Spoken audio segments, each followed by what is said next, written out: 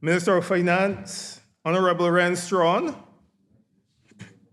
High Commissioner to Barbados, His Excellency Glenn Clark, Director of Finance and Economic Affairs, Ian Carrington, Commissioner of the Barbados Revenue Authority, Louisa Lewis Ward, and Supervisor of Insolvency, Esther Springer. Ladies and gentlemen, Barbadians, it's my pleasure to welcome this distinguished delegation to a sunny and warm Toronto. I believe that they were fearing on departure from Barbados. They were looking at the weather patterns and the weather forecasts. But I'm happy that they've had a sunny and warm welcome and to be able to facilitate this town hall meeting.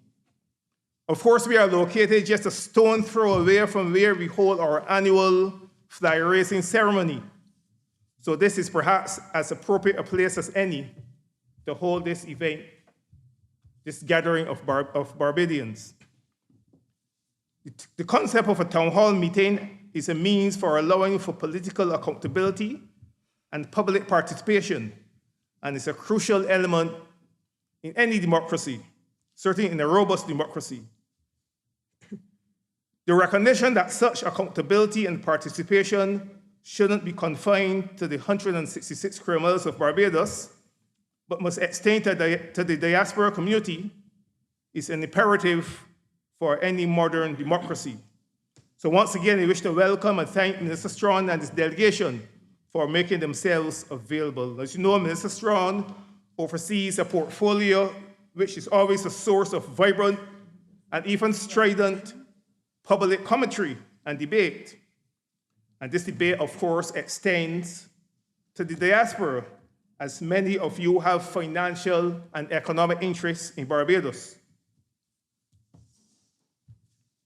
The diaspora, of course, would want me to make you know that they contribute $25 million annually in remittances to Barbados. So you do play your part to help the Barbados economy. So I'm sure that this town hall meeting today will evoke a much robust discussion. At the end, we will be much more enlightened and informed of the current state of the Barbados economy, investment options, philanthropic opportunities, and of government's short and medium-term plans.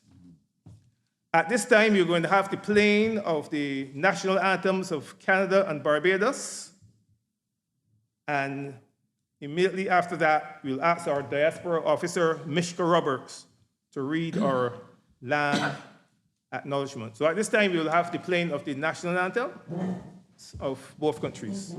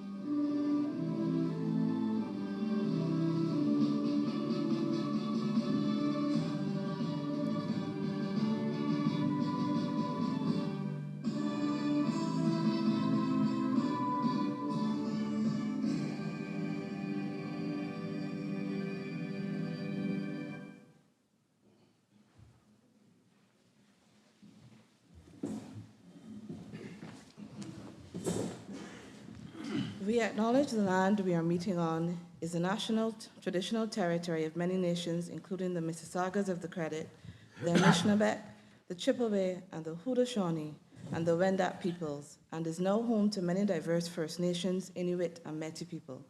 We also acknowledge that Toronto is covered by Treaty 13 with the Mississaugas of the Credit. Thank you.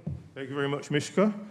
Allow me to recognize my colleague, Mr. Andre Panmore. He's counselor at the Barbados High Commission in Ottawa, doing a fantastic job there. And also Mr. Ken Mason, he's the head of our Barbados Liaison Service here in Toronto, also doing a fine job. At this time, it's my pleasure to ask our High Commissioner, Mr. Glenn Clark, to give some brief opening remarks. Mr. High Commissioner Clark.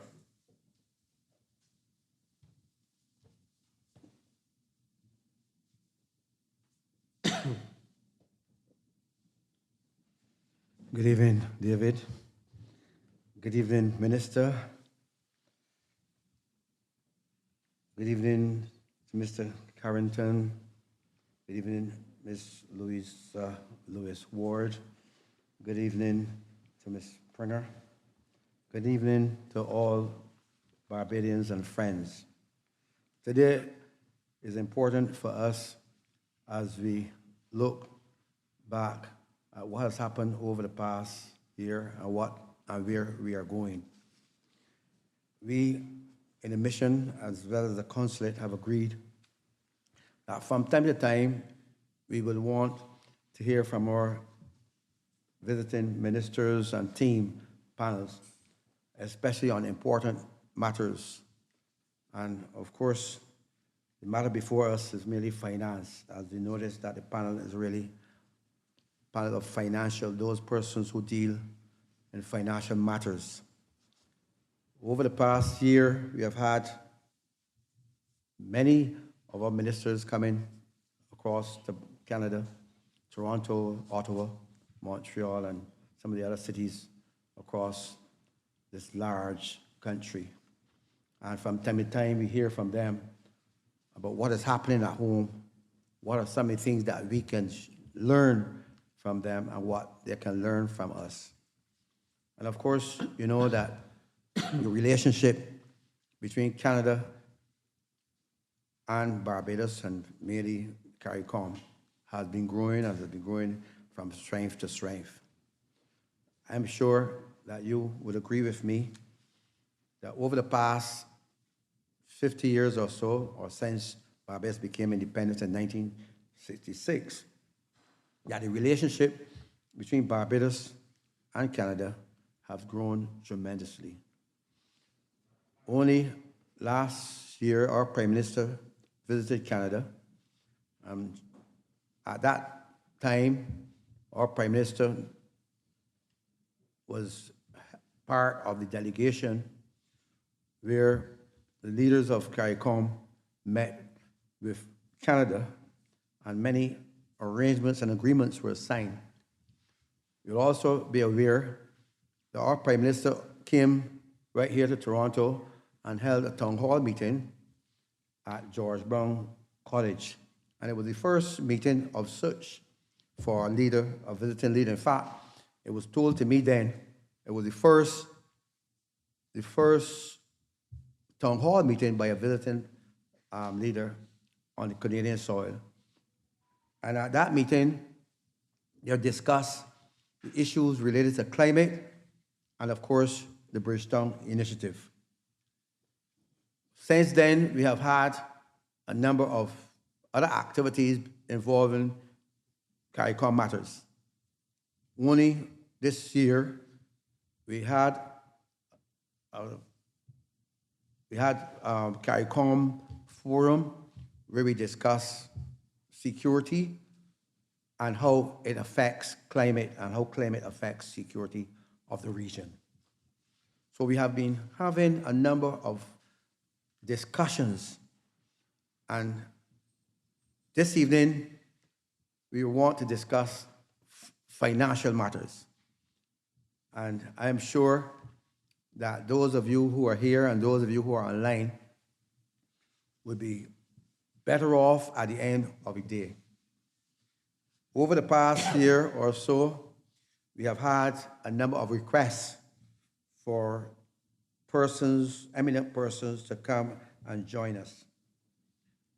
I am sure that one of the areas that you would want to discuss happen to be things like national insurance for the workers and how it affects your pension. There are several persons who have asked me over the course of my 2.5 years in this city. Several persons want to know if they are entitled for pension, especially those persons who would have worked some of their adult life in Barbados, but since then have come to Canada to reside. Many persons want to know if, because they are Bajans, if they couldn't reach the ripe age of 65 or 70, if they are entitled for old age pension. That has been a burning issue that should be addressed. And of course, the list goes on about those persons who have property in Barbados. And of course, it has, over the last year or so, I'm sure a lot of changes have gone on in that department. And I'm happy that Ms. Louisa Lewis-Ward, the Revenue Commissioner, is here.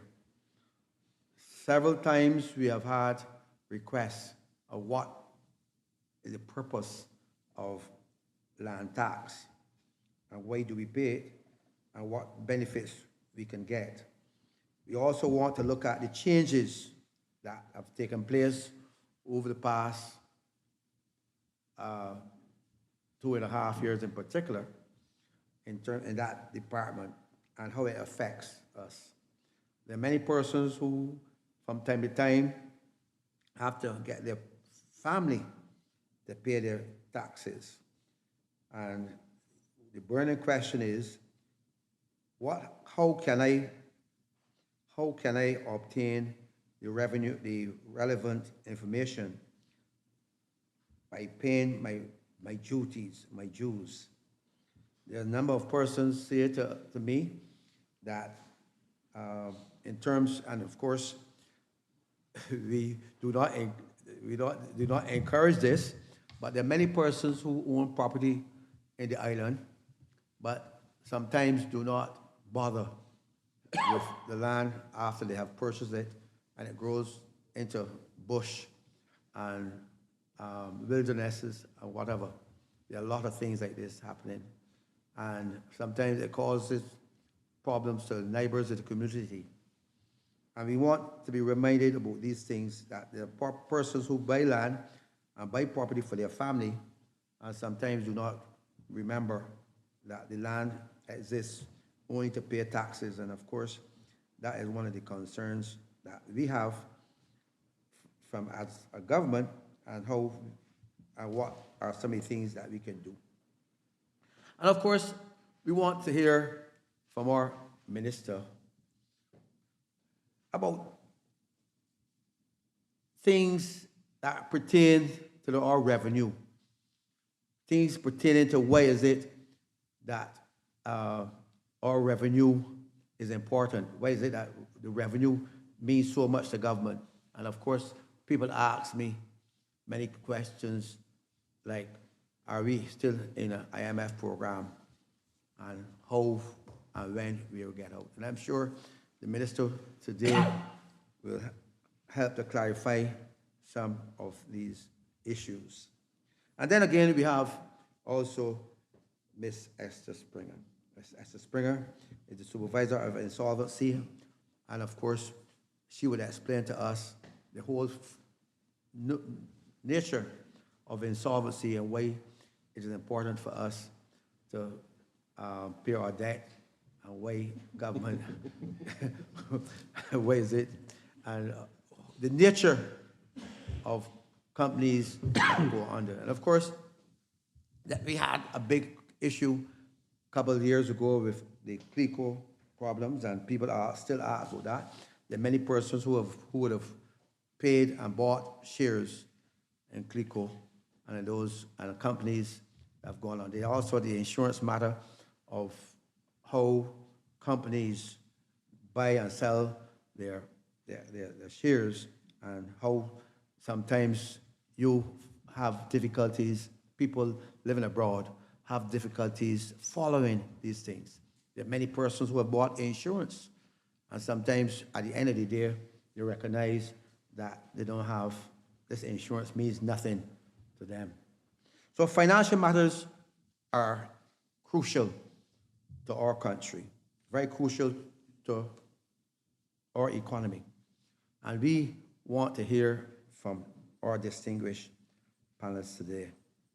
So therefore, I want to encourage you, and I want to say to you that from time to time, we have to be able, at short notice, sometimes a minister or a delegation might tell us a couple of weeks, I'm coming next week. You don't have much time, but of course, our associations and our people need to be reminded. And that's why we, the government of the day, have agreed that we will have a diaspora officer, and Mr. Roberts over there, and she has just come. But by next time next year, we want to be able to showcase why it is important for us to have such a person here to help us understand why the diaspora is important. Our diaspora here in Toronto is growing. I just came back from Calgary and Edmonton, and I was surprised to know that there's so many distinguished Barbadians who live in that part. And we have to be able to document the people, the Barbadians who have made distinguished service in our country. We want to be able to acknowledge the persons who have made sacrifices and who have been trailblazers in our society. We can, and as I came here, Mr. Bancroft gave me a pamphlet of Dollamore. And of course, you would have heard that Dollamore was a distinguished Barbadian who came here years and years ago, and encouraged the Parliament of Canada to acknowledge and help with the labor force, bringing labor to Canada. So we have a lot of distinguished persons here. And of course, there's Austin Clark, who have done a lot of work too. So a lot of Barbadians usually have performed and have done extremely well in Canada and continue. And we have a number of these people in our midst. And we want to be able to encourage more of you to reach out and do your best for your country and, of course, your community. So I want to thank David and the team here at Toronto for organizing this session. And we hope that at the end of the day, we will have learned a lot from the panelists whose main interest is financial. I thank you.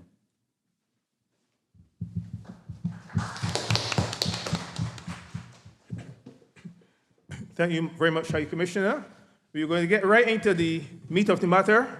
So at this time, it's my pleasure to invite Minister Straughn to make some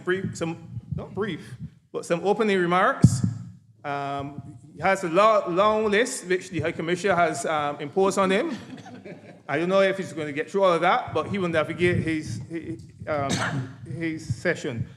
So after that, after the Minister makes his remarks and commentary and analysis and so on, then of course we'll open the floor for questions.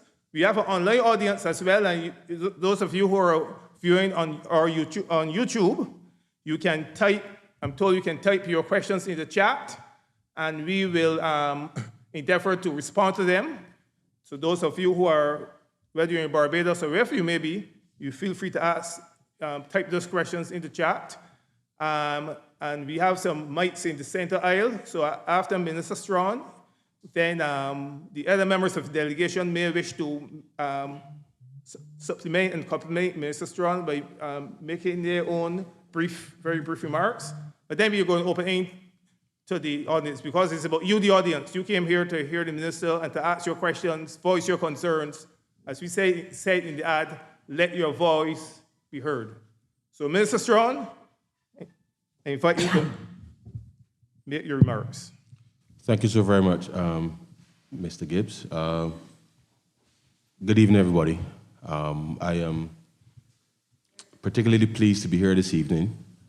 I was reflecting that it is some 24 years since I first came to Canada as a student. And I recall it was the winter semester of 99-2000. And when I left Barbados, it was 30 degrees. And when I landed at Pearson, it was minus 20.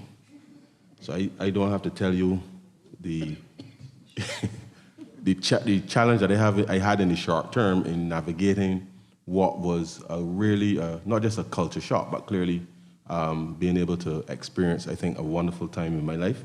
Back then, I did have a very good experience here in Toronto. I went to York University, and I met a number of Caribbean people that remain friends to today. And it's good to be back in Toronto in this forum. Let me thank the High Commissioner as a team for accommodating us because we've had a long week in Canada, and it has been a very productive week as well. And I think to the extent that our original mission, which was to attend the Caribbean Development Bank's annual meetings in Ottawa, we were able to settle a number of important matters which I believe will be important for the region. I'm sure many of you may have heard of the issues relating to the presidency of the bank. We believe that has now been settled, and therefore we look forward to seeing the bank being in the news for things other than those types of matters, and to remain focused on what is the mission really of helping Caribbean citizens to be able to not just develop the region, but be able to open up opportunities for investment. Let me just correct one thing. We are not here, well, once the others are it would be unfair to ask the Revenue Commissioner or the Director of Finance or the Supervisor of Insolvency on matters outside their purview, but we are not here to only talk about finance. And to the extent that I want to share from the government's perspectives what we would like to see more of happening between Canada and Barbados by way of investment at different levels, is something that is going to be important moving forward. The High Commissioner did raise a few matters which I will endeavor to respond to as we go through, as I know that you would have some questions. But let me just, first of all, thank you for coming out this evening.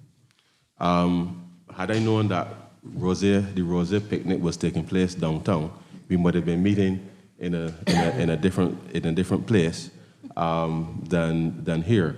But it is important because the BTMI, is hosting that function downtown, and it is important that we realize that what is Brand Barbados. There is not just a story to be told in relation to Barbados as a country, but I think that as individuals we have all contributed in our various areas of expertise, and we genuinely want to be able to create a dynamic link that is very much capable today than it was when many of you first came to Canada. And I won't say how long some of you told me you were here, but suffice it to say, some of you have been here longer than I have been alive.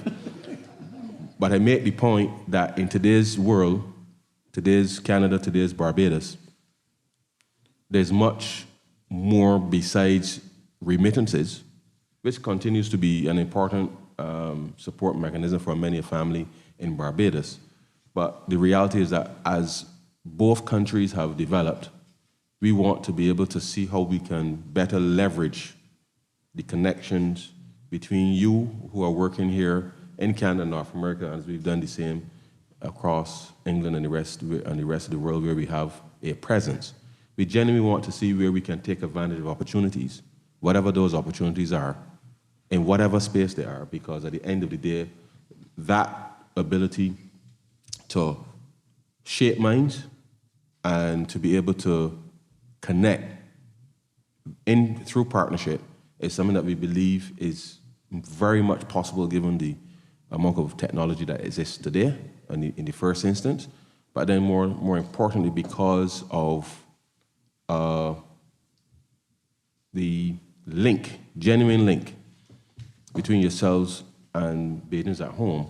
I think it's important that we see how we can help develop, whether it is through philanthropy, whether it is through taking full advantage of the technological age, which is very much there, and to be able then to see where we can expand on areas in Barbados, outside of Barbados, and to do things very much differently. And I'm just going to share something with you that the team and I visited Innovation Hub when we were in Ottawa. And what we saw happening there, I think, was quite phenomenal. And we've had a number of discussions outside of that with one of the partners in that Innovation Hub, which we believe would be important to have facilitated in Barbados. And why do I say that? Bajans, they save money. They like to save. And we do have a fairly high savings rate relative to the region, but certainly as well globally. But the challenge is that there isn't sufficient investment opportunities in Barbados that allows $10,000 in savings in Barbados, $5,000, whatever you look at, to have the same rate of return as the same $10,000 here in Canada. And that is because of the lack of scale in some instances, and therefore, even though people are working and saving, the rate of return on those savings is much lower. As a matter of fact, it is, in some instances, less than half than you would see in North America for the same $10,000 in savings. And therefore, one of the opportunities that we would like to see taking place is how can Barbadians genuinely participate outside of Barbados in a framework that allows us to be able to take some risk, because it is risk-taking, and to move from, on the one hand, being very careful, complaining about the banks charging you fees, into actually making that money work on your behalf, not just for yourself, but certainly for businesses either inside Barbados, outside of Barbados. And that is where we would love to see the kinds of partnership. When we were in London a few weeks ago, we encountered a number of persons who were working in Canary Wharf and the financial sector who have pointed some opportunities where we can exploit or explore, let me put it that way, said opportunities. So that whether it is investment in a local business back in Barbados or a Canadian business in here owned by a Barbadian or somebody in the Caribbean diaspora or wherever, that said opportunities for investment can take place in order to put those resources to some good use. And I say that because given what we have experienced in recent times, you have to build resilience across a number of areas. And that means having resilience built outside of Barbados in the event that there's a shock that requires us to utilize, first and foremost, our own resources, which, given the opportunity to grow and expand, will be a significant buffer that allows the country to know that once assets are growing, that there's an opportunity, obviously, to make sure that when it is required, that it can come to the aid of the country. But I say that very clear and cognizant that what we have experienced over the last few years really has been nothing short of phenomenal. You may recall that when we came to office, we had to take some very decisive action in relation to stabilizing the public finances. And I'm not going to go through all of the nitty-gritty of what that meant, but we literally had to respond to a number of critical areas that the public, in asking themselves, why are we paying taxes if the quality of the public services and the public goods being offered are deteriorating to a level that really loses trust? And I believe that we've been able to not just restore good fiscal management of the overall country, but we have been able to substantially improve the delivery of public goods and public services. We've tried as much as possible to digitize quickly, and that is going not as quickly as we would like, but we have to press through, because the things that we were doing 20 years ago, the things we were doing 30 years ago, as you can see here in Canada, when you were here 20 and 30 years ago, things were very different than you are seeing today. And with those changes, you have seen improvements in a whole lot of areas. And yes, there may be some areas that not as necessarily as good, because some of us may like human interaction, but our philosophy is that you should only really be coming to a government office if there's a problem. And rather than have people stand up in line to pay something or standing in line to just for routine things, the reason that we want to digitize and digitize quickly is because your time is valuable. And therefore, the use of your time, whether here in Canada or in Barbados, we've been pushing to implement those systems that allow people to interact with government, not between 8:30 and 4:30, but interact with government on a 24/7 basis, and to know that the systems and the architecture is there to better deliver some of the services that has to be delivered, so that you can really focus the resources that you have, the human resources that you have, on the areas where you definitely need to have a human interaction, so that you're not wasting time in a line. And we've been working through the Ministry of Finance and a number of other agencies to be able to ensure that on those matters that we can deliver those things to you, the citizens, which I believe has improved substantially, but there's still a number of people who feel that they must come and see that I paid Adrian here, and I got the receipt from Adrian, and if something wrong, I go back and ask for Adrian, which there's nothing necessarily wrong with that. But if that is happening at every office, then it means that the really critical things that ought to be delivered aren't being delivered. And I say that because we used to have a lot of cash in circulation, a lot of checks in circulation, and it costs a lot to manage the cash, reconcile the checks, to make sure the numbers add up and the government can spend accordingly. And I'm using that example just to indicate that the cost of managing those services certainly has increased over time. You have seen here in Canada a lot more digital payments taking place, and now on your phone, you don't even need a card. You just scan at the counter and off you go. And therefore, we have put the similar architecture in place in Barbados. So I want you, as my first ask of you here in the diaspora this evening, speak with your family at home and tell them of your experience here in Canada, so that they are just as comfortable with the adoption of the technology, because the same banks in Canada are the same banks in Barbados. I'm not going to get into a specific banking discussion this evening unless someone has a specific question, but the point I'm making is we have to give people the comfort that they need to adopt these technologies. And I'm saying so very clear in my own mind that over the course of the last 2.5 years or so, and coming out of COVID, some of you may have heard of the Welcome Stamp program. So during COVID, a number of persons came to Barbados to work remotely from Barbados during the pandemic.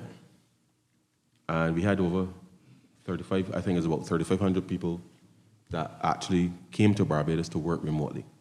Now, since COVID, we've started a program where we've been training Barbadians in artificial intelligence as well as cybersecurity to work for Canadian and North American companies in those areas to work from Barbados.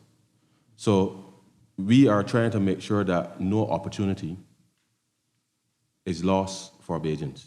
So traditionally, you would have people coming on the farm labor program to Canada, and that will continue.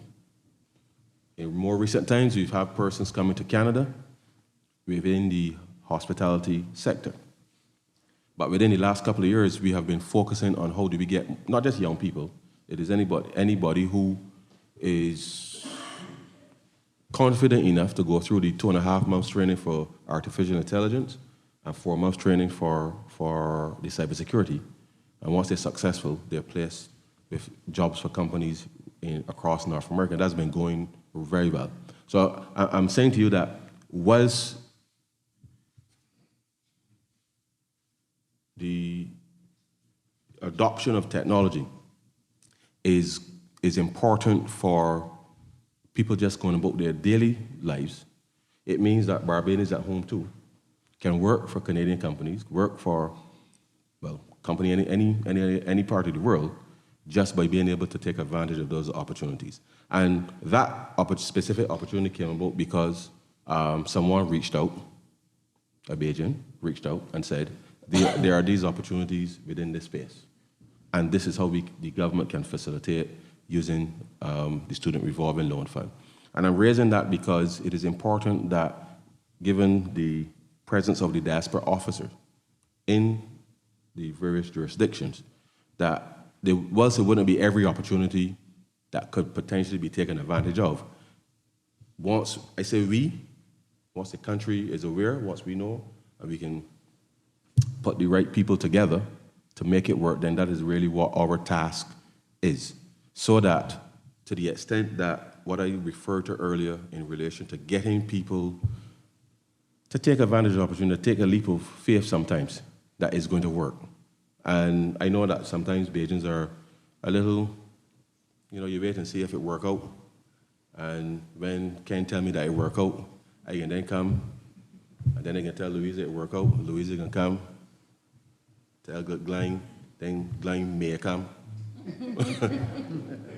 The reality is that if Barbados is going to transform, we really need to be able to take those chances, whether personally or collectively. We have to take those chances, utilizing the expertise that exists amongst Bajans living in the diaspora, to help Bajans at home open their minds more to the opportunities that exist globally.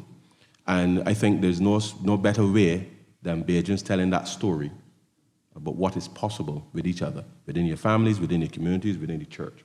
And that is what we're essentially trying to create, so that there's, I would hope, less tension between Bajans abroad and Bajans home, because there is some of that too. And we want to be able to reduce that as much as possible, because at the end of the day, we are all from 166. And it doesn't matter, in my view, when you left, how long you've been away. I want all of them to come home next year. I would love them to come home before, but next year we're having a gathering again. And that is important to genuinely reconnect. So Sunday school, where you went to school, with the families and churches and the communities and that kind of thing, to share genuinely with the communities in Barbados your experience and what opportunities may exist, and to be able to build and form partnerships that can work for Bajans home and Bajans here, because I believe that that's the only way that well, not the only way, but a better way for Barbados to genuinely transform. And with the best will in the world, where mistakes have been made in Canada, as we've had meetings with some agencies whilst we're here, they've said, look, Minister, we tried to do this thing and it didn't work. We want to learn from that because we don't want to repeat those mistakes. Because as we try to move the country forward quickly, because COVID was not a good time at all, as you would appreciate, and therefore, in order for us to be able to genuinely ensure that as much financial resilience, social resilience, economic resilience is built in communities, that we really do need to leverage the connections that we have across the world with our diaspora in a much more robust fashion. And whether I don't want anybody in this room to believe that if you're over 60, that you have nothing to contribute. Because it is important that both you and Bajans at home appreciate that the value of your experience and wisdom is critical for avoiding the pitfalls that you experience, and therefore leveraging that with the talents of our young people, I believe is going to be an important bridge to ensure that we get this done right. And therefore, I'm not only focusing on opportunities for young people, though important, but to recognize that as things have changed, there are a number of persons within that middle-age range who also need opportunities for retooling, reskilling, and therefore recognizing that the only thing that's constant in life is change, and therefore recognizing that it is not the end of the world if something happens in a particular sector that you may be working in, but that you must, as much as possible, embrace the changes and put yourself in a position to recognize when the changes are coming so that you're not found wanting and ill-prepared for when the change happens, because we simply cannot go back. I'm sure many of you would remember when you first came to Canada. Can you imagine living like that today? Going back to the same processes and systems when you first came to Canada today. And that's the same message we want to impress upon Barbadians, that we simply cannot maintain the same systems and procedures from 1980, from 1990, from 2000, not even 2010, and perhaps not even 2020.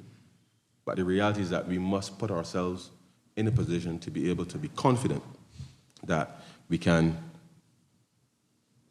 adopt the change without feeling as if all is lost. So I think that is something that I believe that you can offer, because as small as we are, we have to be as flexible as possible to be able to navigate whatever comes our way. And certainly in the last 6 years, I can tell you that everything has come to Barbados. Ash, hurricanes, COVID, oil prices, we even had a little earth tremor. No snowing. no snow. We did have some hail, actually. I did have a little thing. There was a tornado forming. Yeah. I think in the last 6 years, you name it, we had it come to Barbados, but we are still here. And therefore, we are here because we've been very focused on ensuring that we're appropriate, that the government working with the private sector and the philanthropy, the third sector, as we call it in Barbados, that we come together to be able to ensure that as much as possible that we can ensure that those who are most vulnerable are not further exposed when these things happen. So we have been steadily improving. We are still in the IMF program. As I heard the HC asked, our program is going very well. It's not the program of the 1990s. I think if you speak to any Bajan, if any of you were in Barbados in the early 90s and you recall that IMF program, that is not the kind of IMF program that exists in Barbados today. And the reason that it's not the type of program back then is because we, the Barbados government, determined the type of reforms that we were going to execute. And we said to the fund, this is what we want you to support, as opposed to telling us what it is that we should be doing. And whilst COVID has had an impact on the program, we have still been able to meet the targets under the program by working with them to be able to ensure that, as we said, first and foremost, that those persons who are most vulnerable within our society must at all costs be accommodated, because those who can, should, and those who can't, obviously the government should be in a position to be able to assist, working alongside the private sector and the philanthropic sector, as I said, to be able to do.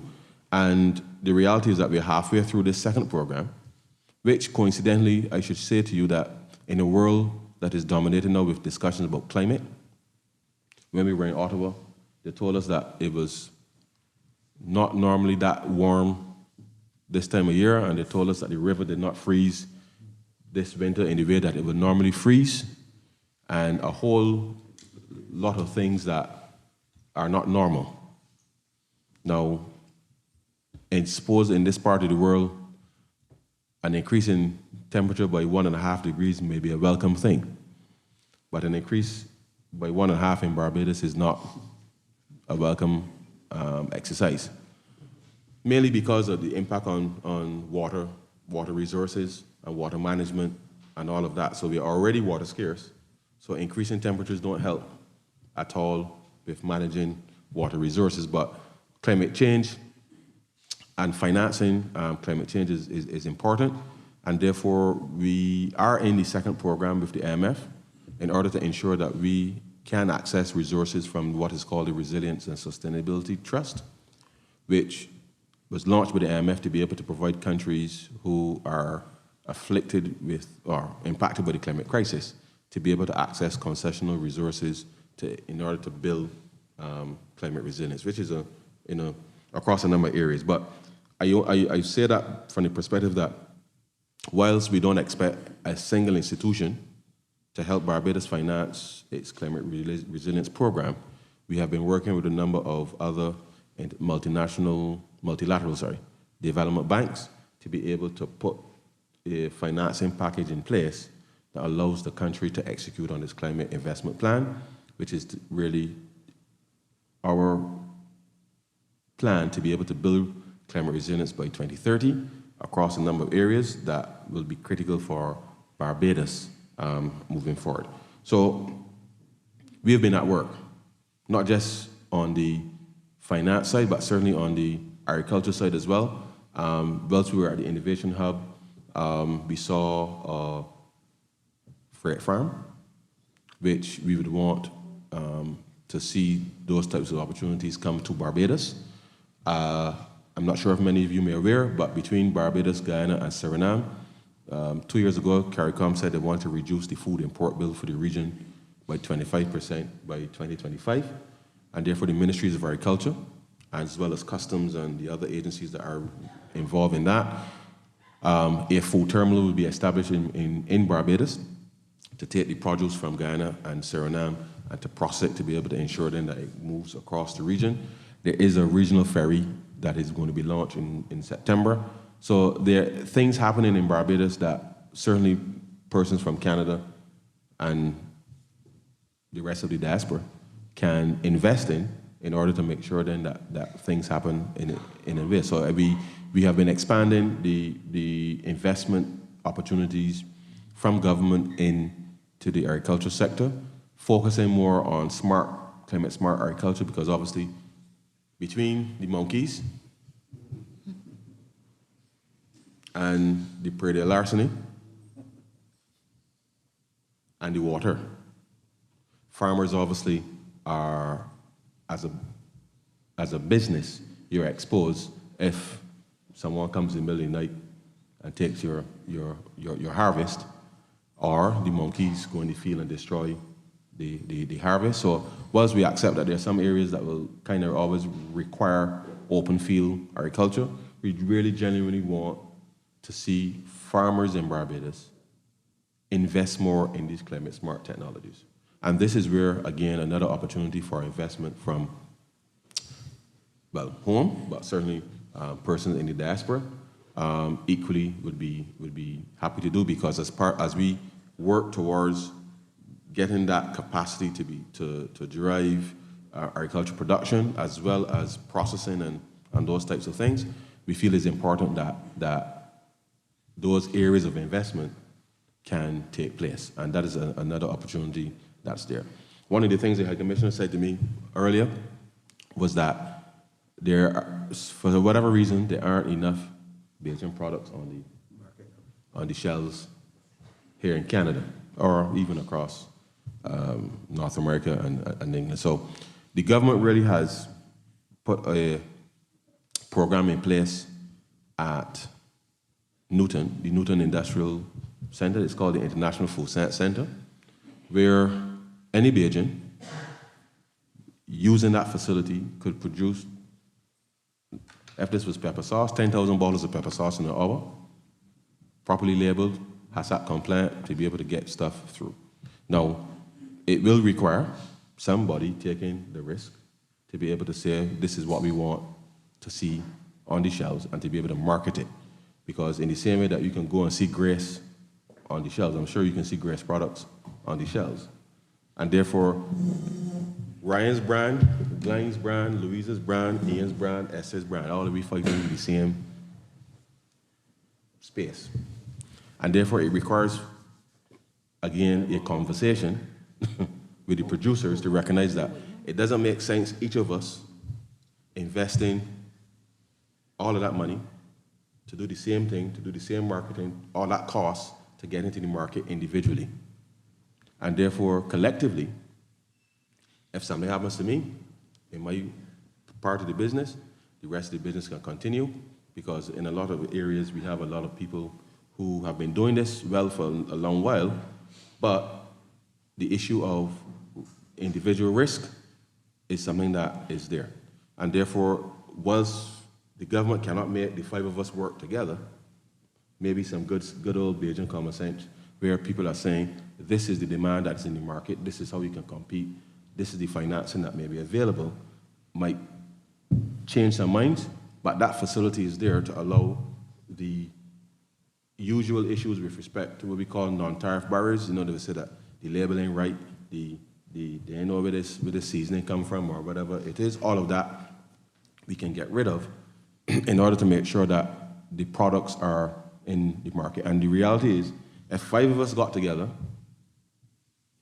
and shared the facility, it means that the unit cost actually comes down, and therefore makes sense to get the products into the market.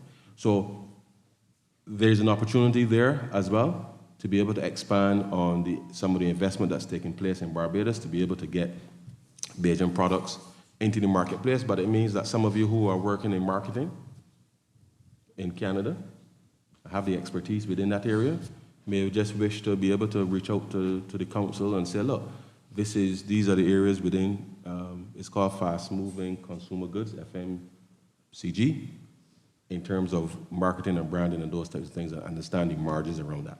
And that is where, again, I think utilizing expertise, Canadian expertise, Belgian Canadian expertise, is such an area that we would like to see take place, because I believe that that investment and people understanding why that investment was made would make a difference. Because if you're able to sell, I'm sure that at No Frills or what's the other place? Loblaws, right? All of those chains, you are able to see more traffic turning over than at any supermarket in Barbados. It's a numbers game. And therefore, having built the capacity, you want to make sure that that capacity turns into opportunity.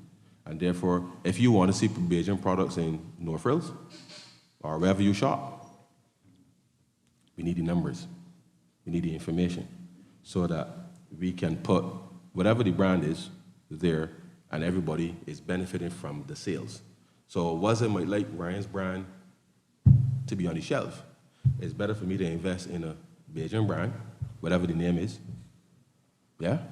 It gets on the shelf, and everybody wins. But that is something, as I said, that will require some maturity, but I think once people understand the size of the market and where you can go with it, I think it's something that would be extremely, extremely useful in order to help us to be able to grow within that processing space. But there's a lot of things, other things happening in Barbados, but I just want to share those couple of things with you because we are also looking at opportunities for persons in the diaspora to invest in government securities. We've started issuing treasury bills and bonds back again after 4 years, after the debt restructuring. And I must tell you that we've seen some very good interest in what we're doing, but we are taking our time because obviously in rebuilding the yield curve, and I'm conscious that some of you may not be necessarily interested in the yield curve, but we've had a number of years where we've had a lot of downgrades of our credit quality. And therefore, as we have been executing the Barbados Economic Recovery and Transformation Program, we've seen improvements in their credit quality, and therefore we have been very clear that as we open up the capital markets again for government paper, to have people assured that they will be repaid. And it is something that it is absolutely important. So we started with the Treasury bills, 3 and 6 month Treasury bills market, and we're going to be expanding that further to be able to help people appreciate that the government is open for business, and therefore we are looking at opportunities for persons in the diaspora to invest in your currency, so the Canadian dollar, and hopefully you want to be paid in Bajan dollars, but we can also give you back the money in Canadian dollars as well. Therefore, giving the flexibility, so we could look at giving you a slightly higher interest rate if you want to be repaid in Bajan dollars than Canadian dollars. But this is something that we are looking at to help you also help us at home to be able to raise the level of financial literacy as well. The government started a program within that space, which we feel is important because in the same way that when you walk into the store and pay with your phone, we want to get to the point where if the government is having a small little auction on a treasury bill, that you could pick up your phone and participate too, and therefore opening up other opportunities across the financial sector in Barbados, allowing more investment to get to businesses as well, and raise, as I said, genuinely raise the level of financial awareness in the country. I know, because I've seen it, there's been a number of people representing themselves to people and the increase in financial scams and those types of things happening over time. And therefore, it is important that as we ourselves in Barbados try to educate people, there's a lot of it certainly in jurisdictions like Canada. And sharing that type of information is important with the authorities in Barbados, because we want to make sure that as far as possible that we make our people aware as to what is happening globally, and therefore sharing that kind of information is important, because with the internet and everything these days, it is just a matter of the GPS to make sure that we know that this is a scam, because with the best will in the world, if someone and several people have tried to do it, they've taken photos of me, put it on Instagram,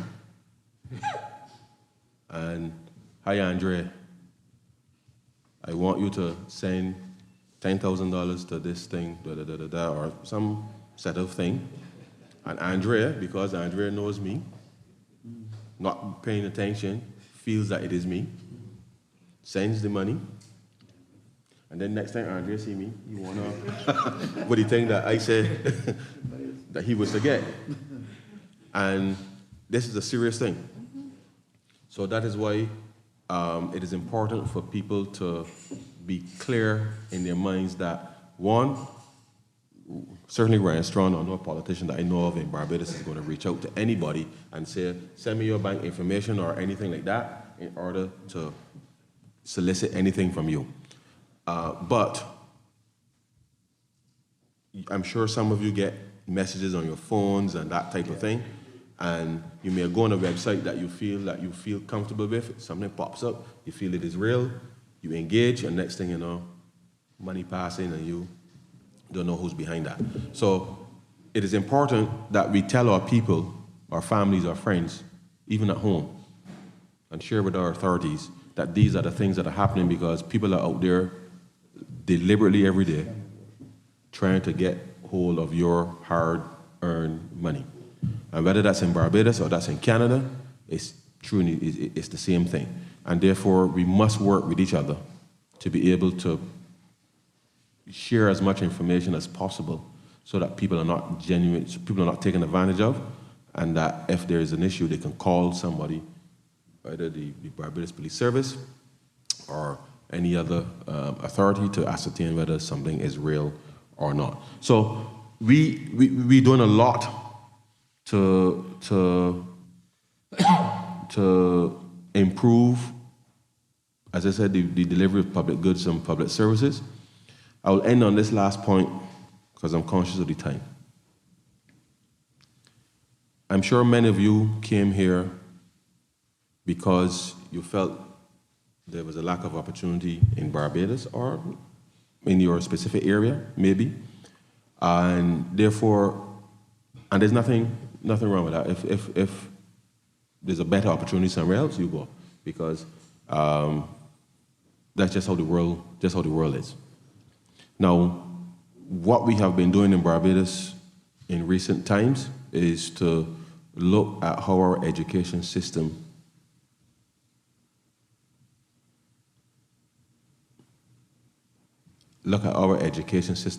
to determine what it should look like in the 21st century. Now, I think we will all agree, or we should all agree, that any system that, so I'm looking here now, 1, 2, 3, 4, 5, 6, 7, and probably, so, right. So, I see 7 doors in this room. Yeah? 7. There might be more in the back, but I see 7 in this room. And, well, they got some out there, but the point is, if everybody in this room got up at the same time and tried to go through the smallest door, whatever it is, we can have a bottleneck. Because we're herding everybody through the same door at the same time. That's what our system is. And we do that at 11. Now, that might be my door, but it might not be yours. Your door might be here. But the system is pushing everybody in that direction when they've got other doors of opportunity, windows of opportunity, that allows people to live a much more confident experience and don't feel as that because I get through the door last, that's something wrong with me, because that ain't even my door. So the way that we have to rapidly change what we are doing in the education system is absolutely important for the future of Barbados. And so, without prejudice, I'm a Cormier boy.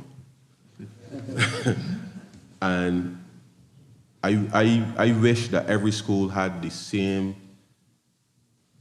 pride and confidence that we do. I genuinely do.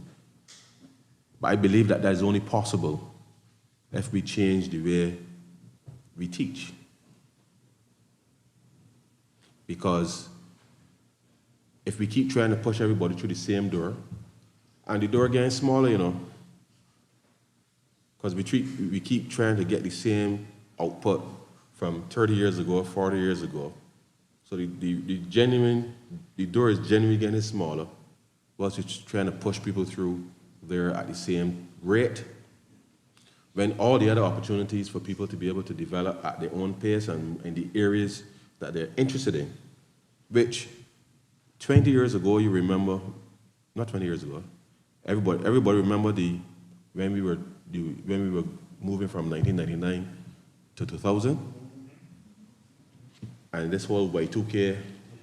I hope I'm not aging anybody here, but the point is, 24 years ago, I ain't even sure email was really that big then. Email was no kind of coming in, yeah? A lot has happened in the world in a short space of time. The cell phones used to be like a big satellite phone, something like this here, at your ear. A lot has happened. But our systems in Barbados, we really have not changed to reflect genuinely what we have seen across the world. And I'm saying all that to say that when you guys come home next year for the gathering, and I'm being very serious because I saw on the news, there was an article, not news article, it was a video on, I think it was City TV, and there was a young lady, black Canadian, who did not go to college, but went to work in a factory doing robotics. High-paying job.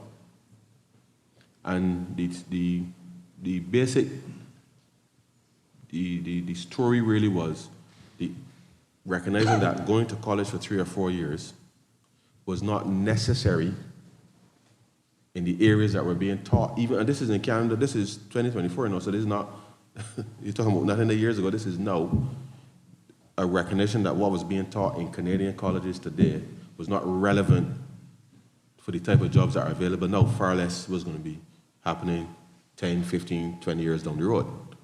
So you have a mismatch between the choice, which I know we were all told, go to school and learn, get a job, work 33 and a third, and retire. That's the story.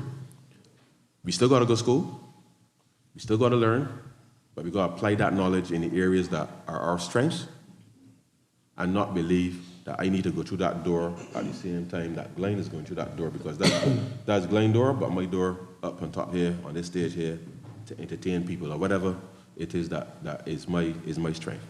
And therefore, when you come home next year, I really need you to be open and honest with your families and everybody, because trust me, this is going to be a huge undertaking, because people have grown accustomed to going to certain schools and the pride that is associated with that, without recognizing that the country is losing because the number of people who we believe bright, or how we stratify people as being bright, without recognizing that that is an archaic idea, and that what is required in the world today, and certainly for Barbados, to take advantage of opportunities, is to make sure that you have people in your class. So let's say this is the education system in here. You got everybody in here for 12 years. You got 12 years in this room to figure out which door belongs to each of us. Yeah? And when we find out which door belongs to each of us, we must go through that door with confidence. With confidence. And recognizing that I might like this here now, but I'm confident enough that if somebody else comes along and they want to change midstream, that I can change. Because you've had a solid grounding, and that you can apply knowledge as required, and that you can acquire the skills that are needed to do the job that is required to be done at any given time.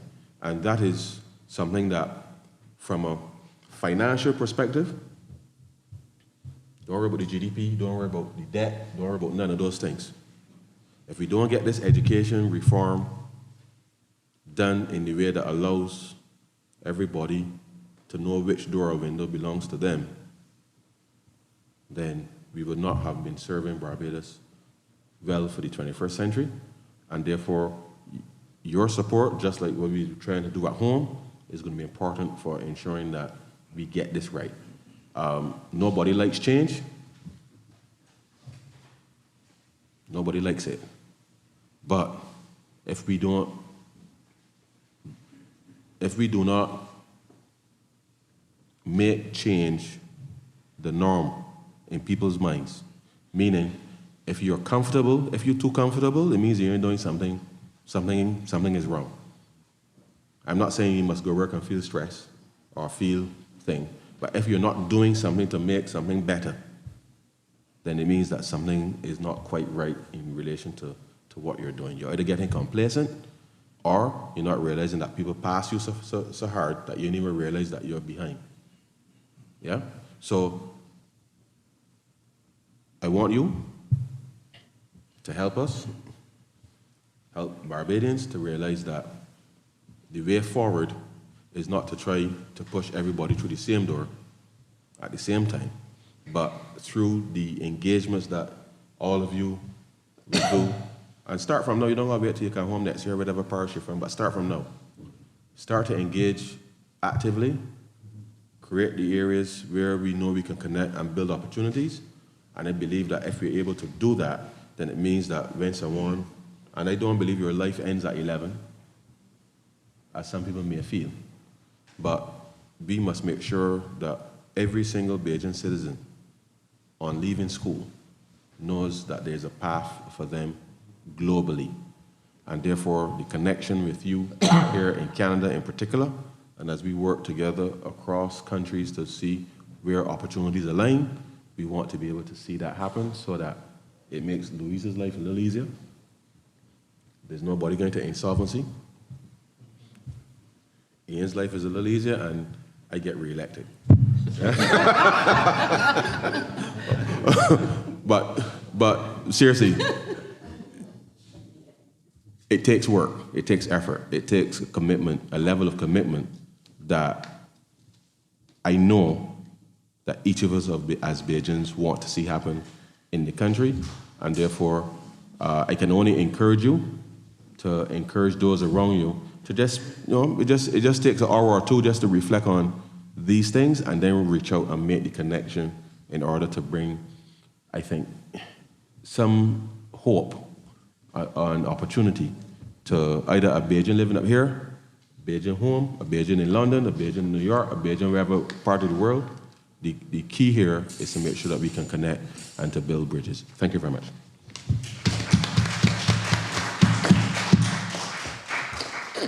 Thank you very much, Minister. This is what we call a comprehensive presentation. I'm sure you're chomping at the bit with all these questions from the Minister, because he raises. I have myself about 28 questions, but I am going to not use privilege of my position. I'm going to defer to you. Before you do that, though, before you open the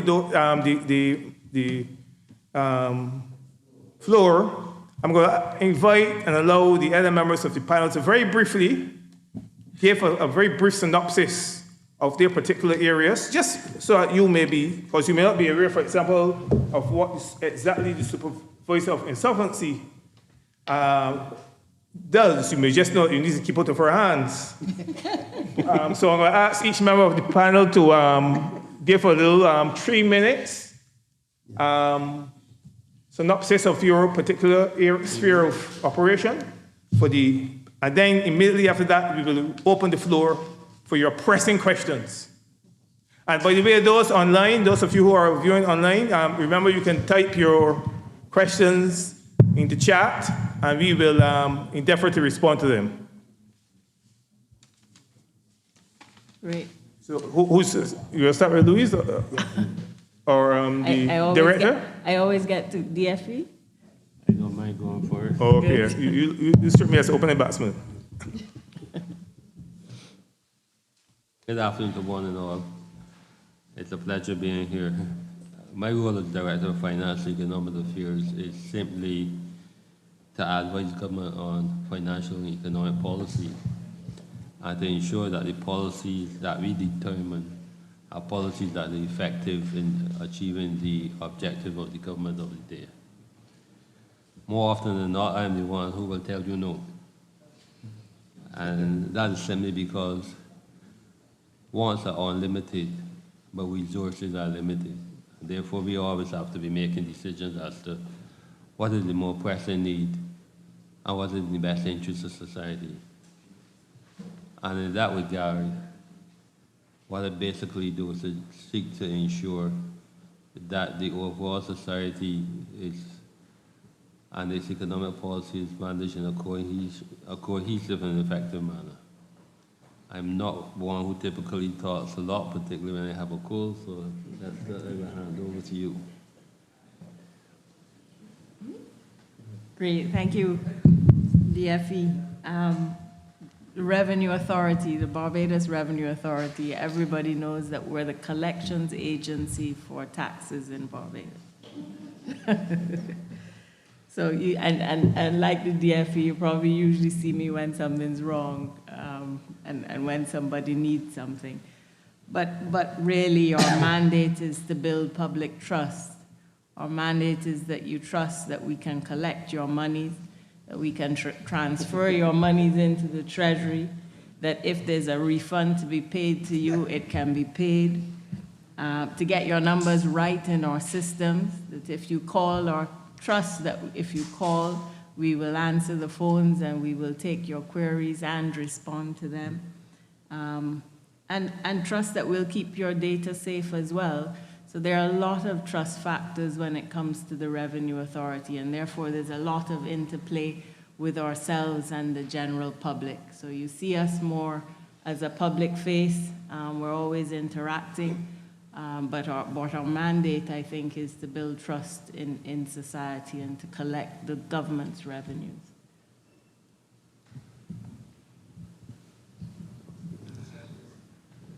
Good afternoon, everyone. Esther Springer, Supervisor of Insolvency. And I know everyone is wondering, what does the Supervisor of Insolvency do?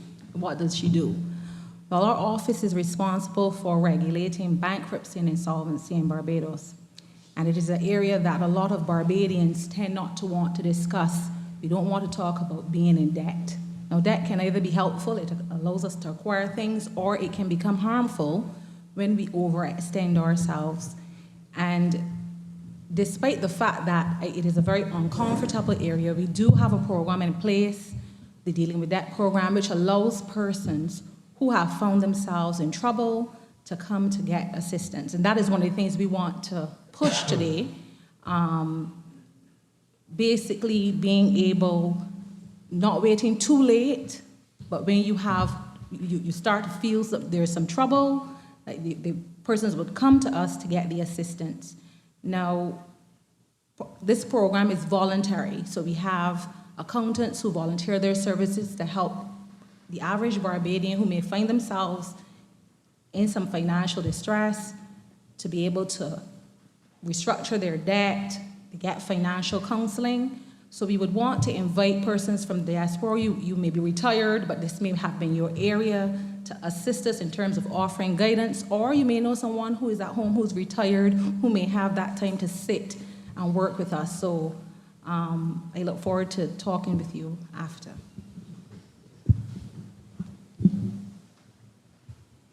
Okay, we're going to open the floor now. Please use the mic in the center aisle, and you can pose your questions.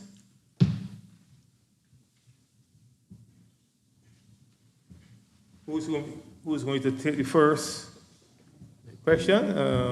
I don't all you all going to the mic at the same time. So you can go. Oh, okay, beautiful. Good afternoon. The mic is on? No, it's on, yeah. I have a couple questions, well, more than a couple, but I'm going to be making it as short as possible. We spoke about, well, the finance minister spoke about water charges in Barbados. I believe we don't really have a water charge in Barbados. That's my belief. Because our water comes from the skies. And there is problems in Barbados where from the water authority that do not collect enough water. At least 80% of our water go back to the sea. And I view many things that happen in China, China has over 1 billion people. They have a water scarce. But yet still they don't have a water scarce because they collect most of their water from the skies.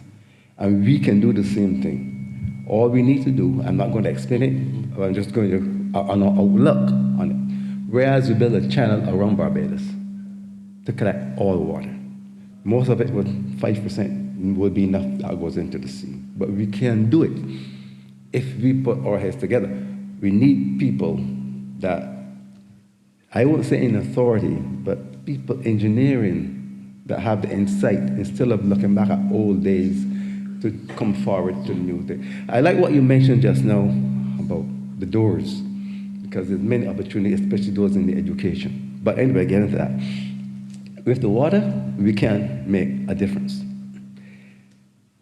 Lottery for Barbados. I spoke about the lottery. My brother will mention to you many times. We're talking about financials in Barbados. Here in Canada, we have quite a few hospitals that have hospital lotteries.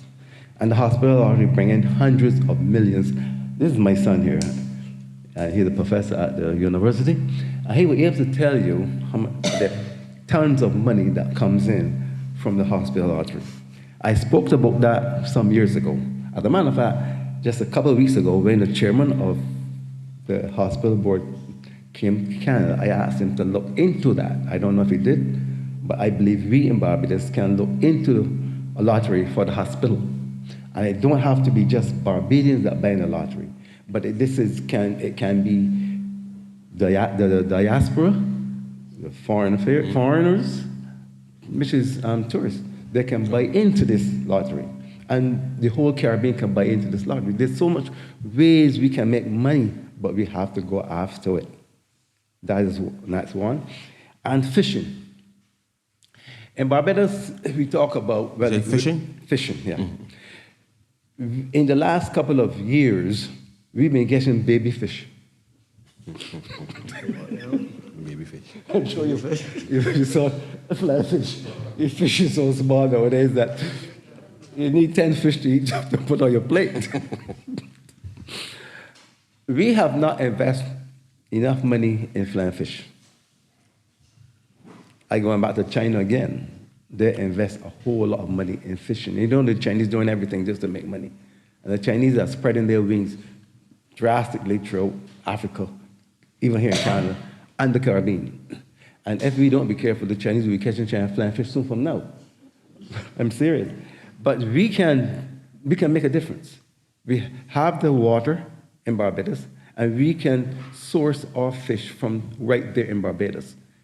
If we do the right thing, we can have enough flying fish around Barbados or in the Atlantic area instead of we going into the Trinidadian water, which we still do, and catch all these fish. But we have to have incentive. We have to have people with understanding how we can breed flying fish in the Caribbean or in Barbados waters. I remember in Jamaica, I used to work in Jamaica at one point in time, and the amount of sea eggs that we see in Jamaica waters, but they don't know anything about sea eggs. We call it sea urchins. And they just ignore them. I saw with my own eyes because they went diving. And the amount of sea eggs in Barbados, in Jamaica, you'll be surprised. Jamaicans catch flying fish, but they use it as baits. But we in Barbados use flying fish as a delicacy. But we can breed these fish, and we can make it work around Barbados. The Chinese are doing it, not with flying fish, but with fish, and we can do it also in Barbados. About the land tax, I won't go into that, no, but... You can pay online. You can pay online. Agriculture, there's many ways. I know it's hard for agriculture in Barbados, but it is not as hard as many people allow it to be. The young people of today might be trying in the technology area, whereas the older people will still have the old mechanical way of doing agriculture. But there are many ways that we can work with the young people, which we are not. And I see many people young people abandon their land in Barbados.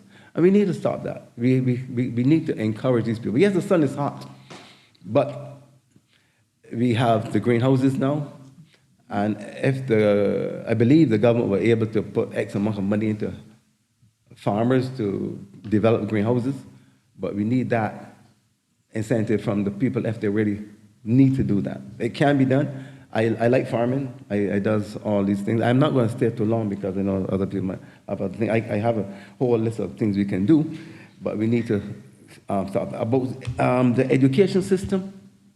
I like what Minister Straughn spoke about, the doors. And I remember some while ago when the Minister of Education at the time, Santa Brashaw, we had a town hall meeting at the St. Jude's Parish, at the St. Jude's Primary School. And she spoke about the changes in education. But many people didn't want that.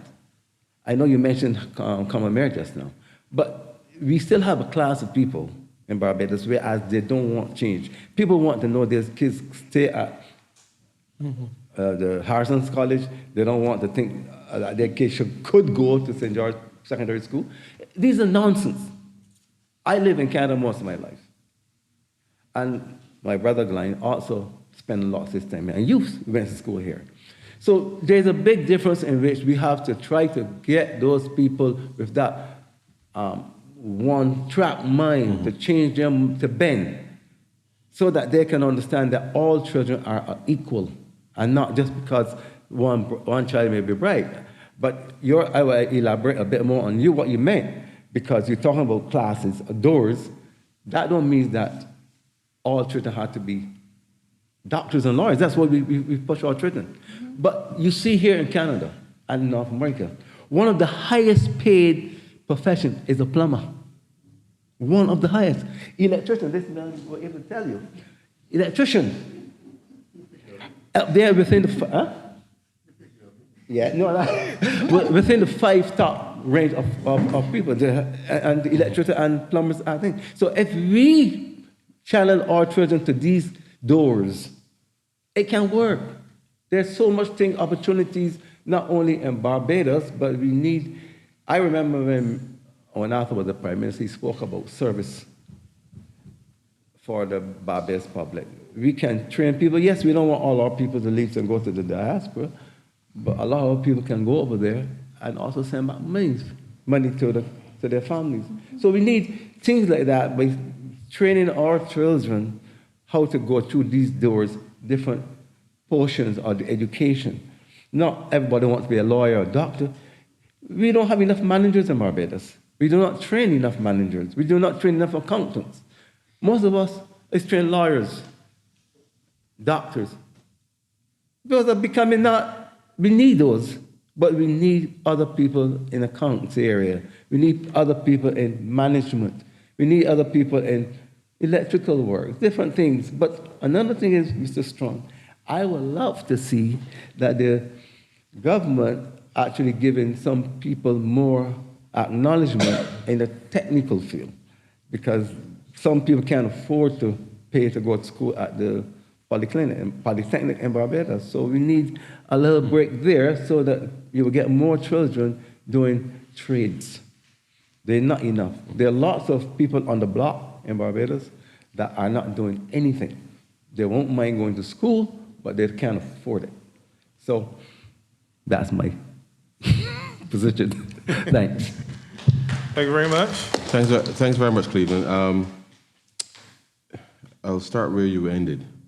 One of the things I didn't say when I was talking about the doors is that you don't even need to leave in here to get an opportunity, because they're virtual doors.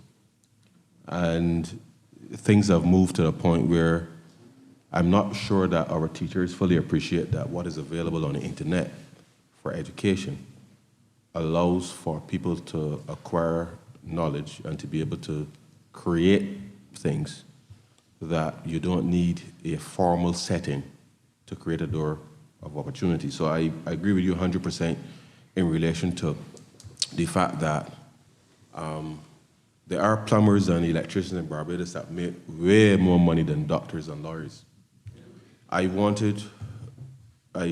had a conversation with the statistics department, and the other part of it is trying to get people to register with BRA so that we know exactly what's happening. But that's a tangential conversation. But the reality is, there are a lot of,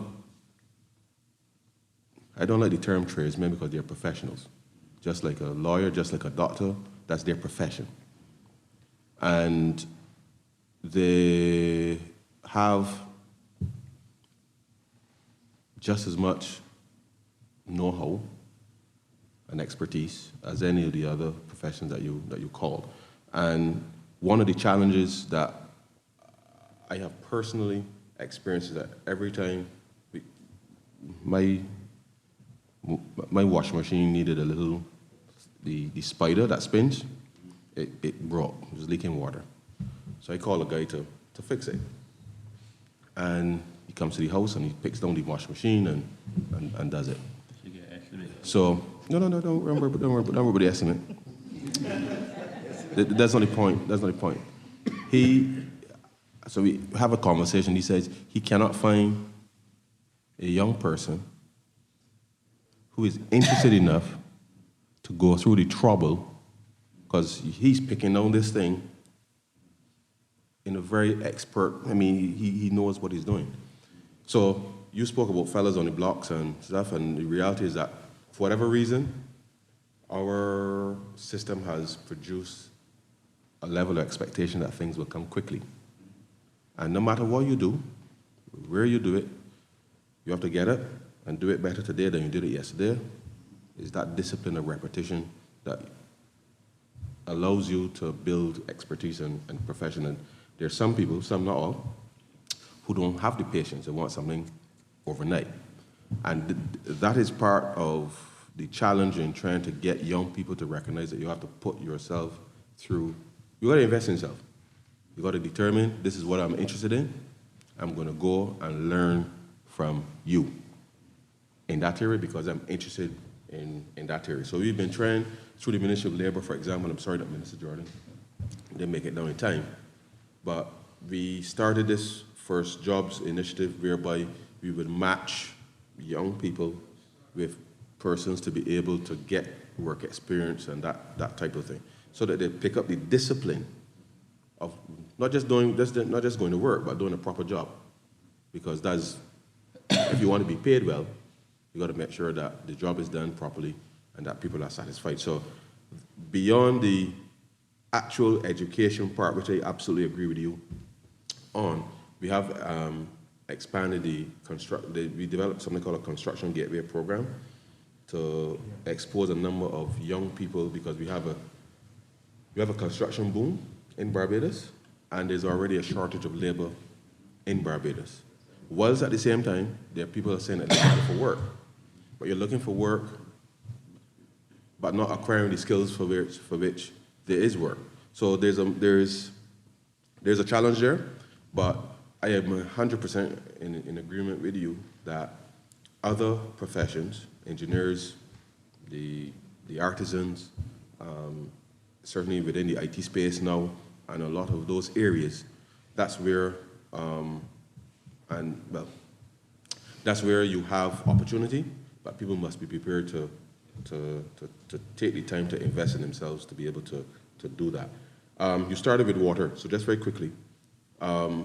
BWA, water harvesting, fixing burst mains and pipes, because you have a kind of full problem whereby the British put down the pipes about 150 years ago. Yeah, 1898. Yeah, right? Oh, yeah. So it is a very aged infrastructure. And so one of the things that we have to do is to replace those mains as aggressively as possible, whilst at the same time doing the rainwater harvesting. Now, I can tell you that 2 or 3 years ago, the gentleman, I won't call his name, but the water expert in Barbados said that normally at the end of the rainy season, when you go to Bournemouth, you would have about 17 or 18 feet of water in the aquifer at Bournemouth. When they went in after the rainy season, it was 3 or 4 feet, right? this is in the middle of the country, yeah, effectively. Now, in the last couple of years, we started to see, and certainly last year, we had 50% of the average 30-year rainfall during the dry season. That which meant that we had to introduce water restrictions between May and August last year alone. So we've actually been experiencing some serious drought conditions. I do accept your premise about harvesting the water, but I remember sometime in October, I was standing outside my office at Bay Street, and that afternoon, the rain was falling horizontally, and I kid you not, it was a violent episode of rain. Within 5 minutes, Beckles Road, this is at Bay Street, Beckles Road was flooded. I mean, I've never seen a torrent of water like that in such a short space of time. So all the wells full up, but just too much water for the infrastructure to hold at that particular point in time. So we've seen areas where there's little rain. The areas now starting to flood. We wouldn't normally flood because of the intensity of the water. But I do agree with you. We've had some check dams put in certain places to harvest water, but the capacity is. Okay, you mentioned about age pipe. Agree. But do you know, if the engineers really sit down and think, our water is pumped from the earth, right? Mm-hmm. So that water from the age pipe, I'm not saying we need it. We need to replace all that water, that pipe. But that water going back to the aquifer, you know, yes. It is not lost. But they're making people believe that it is lost. It is not lost. It's going back to the same water that you're pumping back. But as you mentioned, about an example about the flooding, that water can be channeled, as I said, as long as you have that water channeled with, let's say, a basin around Barbados 6 feet wide. That water is going back into the island and not going to the sea. So let me just explain what is being done, because the check dams were put in place in strategic locations to try to catch water. But the challenge is if the water don't fall there to in sufficient volume, then I take your point in terms of in totality. Now, 2 years ago, we had to take the desalination plant offline in St. Lucie because the salinity of the well, because it's designed for brackish water to put into potable water. So because we weren't getting the kind of rain that will add, so the same runoff into the aquifer to make sure that you had the right concentration. We had to take that offline and pump water from Lodge Hill all the way up to St. Lucie so that people in St. Lucie could get water. I'm just making the point that it is a challenge. They are addressing the challenge in relation to harvesting water, but the harvesting of the water depends on where the rain, generally depends on where the rain falls. Now, what we are doing now with we're doing a debt for climate swap with the IDB, the European Investment Bank, the Inter-American Development Bank, IDB, European Investment Bank, and the Green Climate Fund to upgrade the South Coast sewage plant. And the water to tertiary. That water then will go to replenish the aquifers and to do some agriculture in the St. Philip area. So we're already in the process, and Bridgetown is being upgraded also to tertiary, which will take water up to layers weather events. You saw a few weeks ago there's a city in Brazil that was flooded, Porto Alegre, I think it is, that was flooded. Things are happening beyond your control that you really can't do much of. So again, it comes down to the capacity that you have in the specific area. But we're working on an overall water management program. I would love to be able to replace all the mains in Barbados, but that would mean pure havoc and confusion and people cursing that the roads got to get dig up and all of that, because the amount of electricity that it takes to pump the water and half of it leaking, you're paying twice basically for the same gallon of water coming through the pipe. The lottery, I'll like to follow up with you on that because that sounds very interesting in relation to the lottery for the hospital. Fishing. So right now, the Coastal Zone Management Unit is engaging in what we call a marine spatial plan. We did a debt swap with the IDB and the Nature Conservancy in 2022, and we set out a series of milestones in relation to dealing with biodiversity within our ocean space. Of which areas to determine where you fish and what happens there, no take versus those types of activities. There's been a lot of consultation taking place with the fishermen on what that would mean for them and their activity. But I had a conversation just 2 or 3 weeks ago with the Chief Fisheries Officer, who said to me that somebody wanted to import flying fish from Indonesia.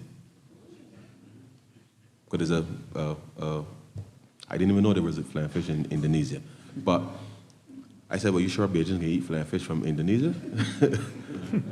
But flying fish is flying fish, as far as I understand.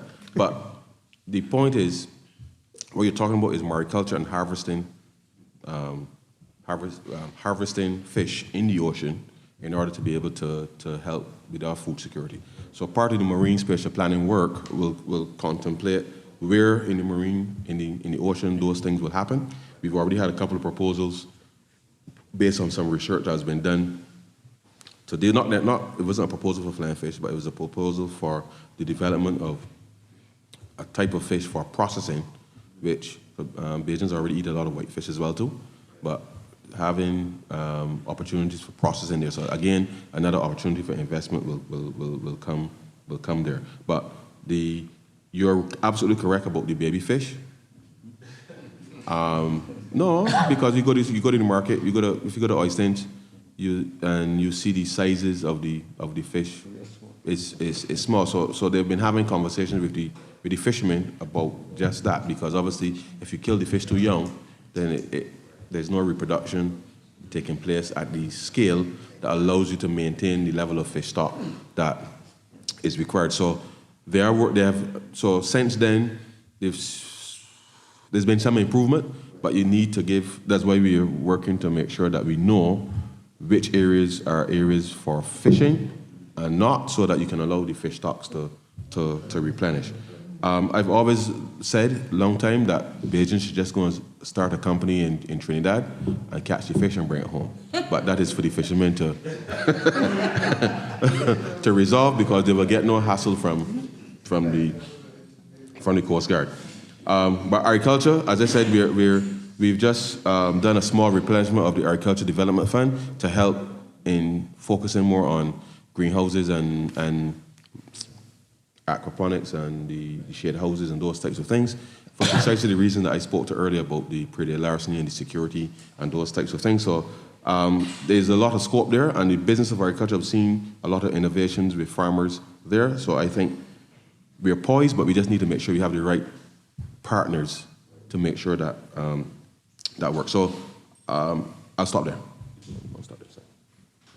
Thank you very much, Minister. Mr. Morris. Thank you. You talk about the flying fish. Do you know that Barbadians went to Trinidad and taught the Trinidadians how to bone the fish? I didn't know. No, we can't get any fish at all. What's your name, sorry? Morris? Grant Morris. Grant Morris. Grant Morris, okay. Yeah. Okay. You talk about the water harvesting. Do you know that there are a lot of underground streams in Barbados? And a lot of those streams are ended up in the sea. I remember when I was living in Barbados, they did some work on the streams as scouts. And we were amazed to see how much water was traveling through the streams into the sea. So that's one area that, if you're not looking at that, you should be looking at. My other concern is there are so many monkeys in Barbados that the monkeys, sooner or later, there are going to be more monkeys than people. But I think that the government has a responsibility to do something about that, because, you know, there's a lot of havoc going on right now because of the monkeys.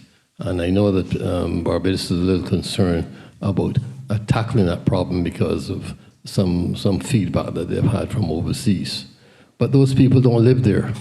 And I don't think that they understand the implications of what's happening to the economy of Barbados as a result of those monkeys.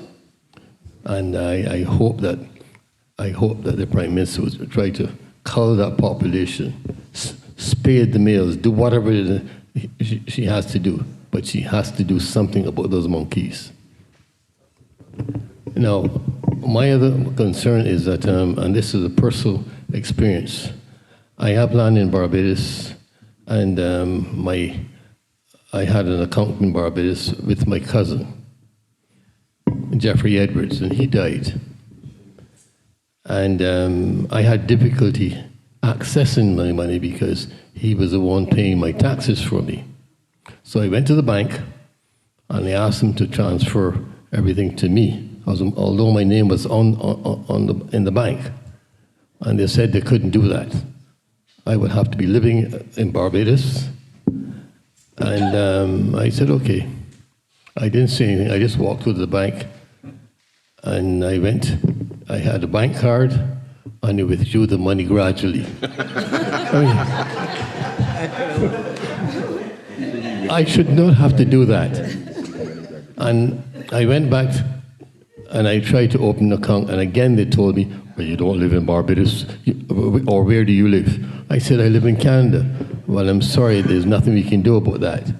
But I think that if you're expecting us to invest in Barbados, you've got to do something about that to make it easier for people to access or even put money in the banks. Now, I still have that problem, and a friend of mine, I don't know, I just give her the money, and she pays my taxes. No, she lives up here, but she lives half the time in Barbados. No, I shouldn't have to do that. So hopefully, you know, I hope that something will happen so that I can at least pay my taxes properly. Thank you. We were talking about the ease of doing business in Barbados. Thank you very much, Mr. Morris. And thank you very much. But it's all about the whole question of the ease of doing business in Barbados, which is a perennial problem for the diaspora. Yes. Minister, you can respond. Mr. Morris, they gave me the mic. Yes, yes. As it relates to the payment of taxes, the Revenue Authority has gone fully online with most of its operations. Your land tax, you can very easily look online. You can register. You can see all of your bills going back, and you can settle those bills by credit card, debit card, any other kind of card that you have, MasterCard, Visa. So it is possible to do it. The team can walk you through step by step as to how to do it once you have the last land tax bill. And the same applies for all your personal tax, any corporation, company taxes that you may have if you have any companies. So we are pretty much very, very online as it relates to the settlement of taxes, especially personal and land tax. It is very possible. But what about the bank account, though? The banking system, I will leave to the minister.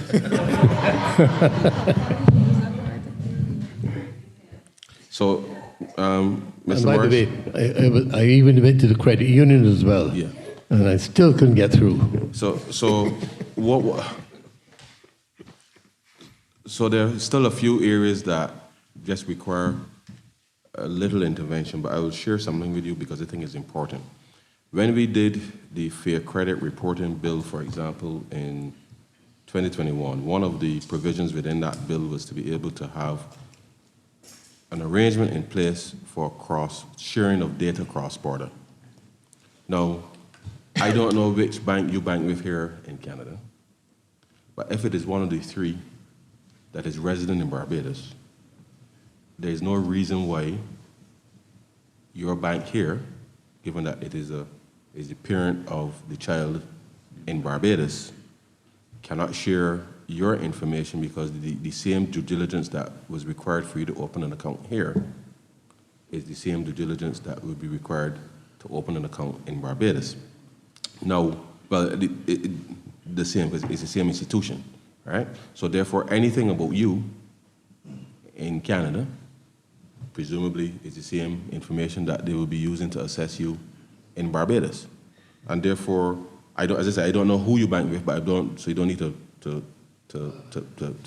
disclose, given that we ain't talking about business, but but I would like to believe that if you are banking in Canada with one of the 3 Canadian banks that are in Barbados, you should not be having that problem. Mm-hmm. No, it sounds as if you are having that problem. And therefore, from a policy perspective, we've made it clear through the central bank that with the coming into force of that piece of legislation, that the banks should be facilitating you in that respect because they know you here. So they must know you in Barbados simply with the exchange of information. Now, there is nothing in the same way that if there was a tax query about you, if you were doing business in Barbados and the Canadian authorities wanted to know what you were doing in Barbados, Louisa and her team would send information about you up to the Canadian Revenue Authority if they were concerned about you doing something in Barbados. So there are systems already in existence that allows for information to be shared. And therefore, I'll speak with the governor and the 3 banks because it doesn't make sense that if you have a relationship with the parent entity, that the child should not accept you to be able to open an account in Barbados. Now, there may be something that we need to look at from a non-residency perspective, but you're a Bajan. So we've got to look to make sure that as a Bajan, and you have a Bajan card? Huh? I mean, ID card. Well then, you have the one in new digital cards? The new digital cards? No, but the point is, you are a Bajan. So I will go back and review exactly what is the issue because being non-resident ought not to be a challenge because you got property in Barbados. So. Well, the bank was the Bank of Nova Scotia. No, I'm going to tell you. But you see, part of the problem is that the staff, I feel that the staff is not properly trained to deal with some of these things, and I think you've got to start with the staff so that when people like myself go down there, at least we can converse with them. I am sure to see the managing director on Saturday. Pardon me? I'm sure to see the managing director on Saturday. I will hold you to that, Mr. Minister. Okay. So, okay. But no, that should not be a challenge, really, but we will work to get it resolved. Okay? Just one thing. I hear you loud and clear on the monkey population. Rest assured that it is a hand. Okay? It is a hand. The underground streams, they say that the underground, one of the things that, I agree with you that there are a lot of underground streams, and they have been mapping to make sure that they understand where the water is going and that type of topography. They're working with there's this CIMH, the Caribbean Institute for Meteorology and Hydrology in Barbados that they're working with to better understand those, because what you don't want is water moving from the aquifers into the streams and out to sea, which then might have an impact, obviously, on the amount of water that's there. So this water hydrology thing is a huge thing. Barbados is mostly limestone. It's only the Scotland district that is clear, and therefore we are very porous when it comes to water. So I agree with you 100% in relation to being able to ensure that we capture as much water as possible. Go ahead, sir. What I would say with Grant's situation, I remember years ago the government was encouraging people to open foreign accounts. So what happened? I remember government was encouraging Barbadians to open foreign accounts. Yes. So I am saying that if we really are serious about having these foreign accounts, this should alleviate all these problems. Because we be asking him to put more money every year into the foreign account. Agreed. So we did a round of liberalization, I think, in 2019, I think, where Barbadians can open a foreign account. So I'm glad you reminded me of that, because it would make sense for you to have a Canadian account in Barbados. And thanks. So thanks for reminding me, sir, on that, because it just makes perfect sense. Any more questions? No, excellent, Mr. Grant. Yes. Lawrence, our apologies for not addressing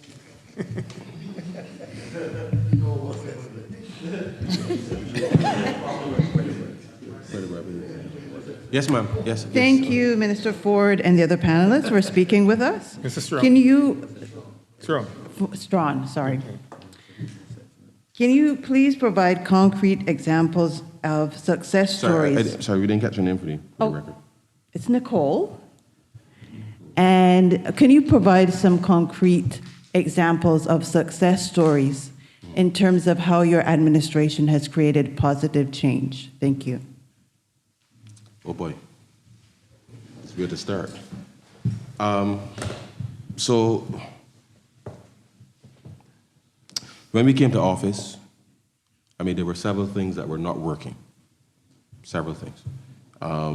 There was no regular collection of garbage. The transportation system through the transport board was not working well. The bus availability was down to as much as sometimes 15, sometimes 18 buses per day. Well, the sewage was flowing in the streets. Young Barbadians were not able to access university education because of the policy introduced in 2013 or 14. And so one of the very critical things, so I mentioned those because those are the things that directly impact people. So we immediately set about acquiring those units for the Sanitation Service Authority to be able to provide a better service for the country, which is really the basic thing that any government should make sure that happens in people's lives. But in addition to that, we prioritize the fixing of the South Coast rupture because that was critically important for the country. So it wasn't a Christchurch issue. It was a national issue because if you go home now and see your toilet bowl cracked, you're not going to wait 3 years to call the plumber to fix it. You're gonna turn off your water and you can get that thing fixed. So I think having addressed what we call the mission critical agenda, which included those things, I think we were able to restore some measure of pride that Barbados can work again, on the one hand. Allowing young people to go back to university. I can tell you that I would not be here sitting today if in 1996 my parents had to pay to go to university. And so building capacity in a small country is critical. And therefore, I hope that in not just restoring the tuition, the paying of tuition for people at the university, but as part of this entire education reform, that we recognize that the building of capacity in all areas across the country is going to be important as an investment in people, because you do not know in 15, 20 years' time who the country may have to call upon to be able to move it forward. So therefore, you have to build as much capacity as possible, simply because there's nobody else coming to the rescue of Barbados. I think we have been able to assist a number of I don't recall the number offhand, but we have put a program in place to give microcredit to a number of small businesses. And the purpose of that was to build a credit history so that I think you can borrow up to 5,000 in the first instance. You pay that back. You borrow up to 10. After that, you pay it back. You establish a credit record so that you can move to another agency, a bank or a credit union or whatever, because you have a credit history in order to be able to access finance, which has been a common complaint for many a small business in Barbados. And that program was designed specifically for that purpose, so that by the time you get to the traditional banking sector, because nobody will literally provide those microloans without asking for collateral in some shape or form to start a business. So I think we've been able to put that program in place so that people know that they can have a chance in being able to start something, whatever that something happens to be. But the important bit was the recognition that you have a credit history, because you need, as Esther said earlier, you need debt or equity, or if you've got resources, well, you spend your own resources, but you need some type of debt or equity in order for your business to go to working capital and that kind of thing. So we did that as a specific intervention, which gave a little number of people opportunities to start their businesses. Now, regrettably, COVID hit. Of course, the whole economy, but that continued, right? That continued. So that has been ramped up again post-COVID, and I hope that the objectives of that program will be met so that people appreciate that. As I asked many of you earlier to find opportunities to invest in Barbados, there are a number of people for whom are comfortable enough to take on investment partners, and therefore I think matching those people together would be an important element in that success storytelling, because the intent was to get people to move from being very small, well, micro to small to medium to scale up, so they can see that there's a clear path in relation to that. I think outside of, we started the feed program again for agriculture. There's a farmers enfranchisement and empowerment drive feed program to get a number of young people into agriculture. So I said a number of young people, a number of people into agriculture. So we've put in a number of catchment ponds and stuff to make sure that you don't mess again the land and then the water for miles and miles. So we put in the infrastructure to make sure that at least you can be successful in the endeavor. And therefore, I think that has made a difference in relation to giving opportunities for people. But I think more than anything else, I believe that the government has done a good job in extraordinary circumstances. And between COVID, the ash, and all the things thrown in the mix there, I think if you listen to brass tacks, you can hear with all the roads that were done roads weren't done. Let me just make this small point. We were having issues in the rainy season with fixing roads. So we made a deliberate policy shift to fix as many roads in the dry season, than in the wet season. So we changed the way that we financed MPW to do things. This year, it coincided with the World Cup, which is happening in June. So you would hear people complain on the radio about them road and get fixed and that type of thing. The government has done a fairly good job at improving, but obviously the roads were in such bad state that it seems like everywhere needed to be done at the same time. I raised that only from the perspective that it's a continuing program. So I am looking forward to June 30th. And the reason I'm looking forward to June 30th is because when all the tourists leave, the roads will still be in Barbados. Because the government was accused of doing the roads for the World Cup, which is not the case. But the point I was making more broadly is that I think that Bajans at home genuinely appreciate that the country is now better governed than it was before. and they can see things happening. So I don't worry about, I say don't worry. I listen to what people are saying, knowing that we are doing work every day to fix the things that people are complaining about. And whilst I would love my road to be done, and I say my road is wherever road people, you understand, there's a recognition that there are things happening around the country, and I think that we just need to continue to do that because there's a certain pep in the step. No, nothing would ever be perfect, but I think people feel much more confident about Barbados today than when we took office 6 years ago.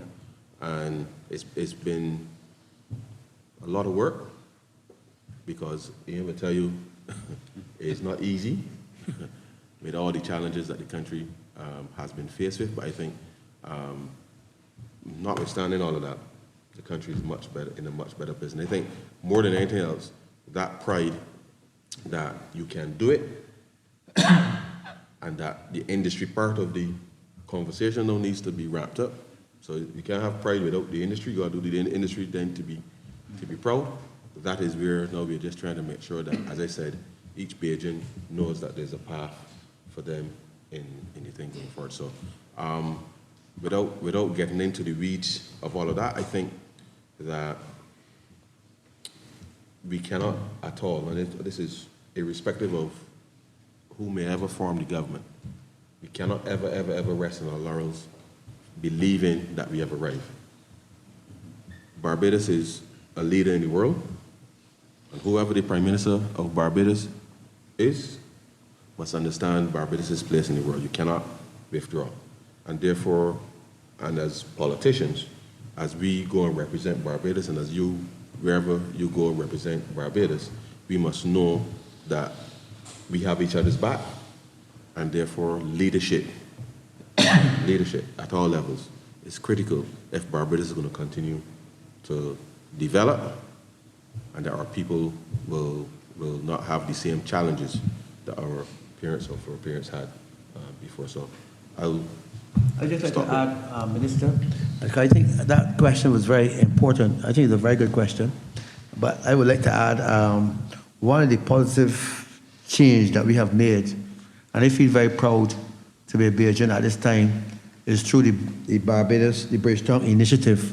That is not only changing what small island states go through, but countries in the world where we have, I know the Minister could better explain, the vulnerability clause for debt.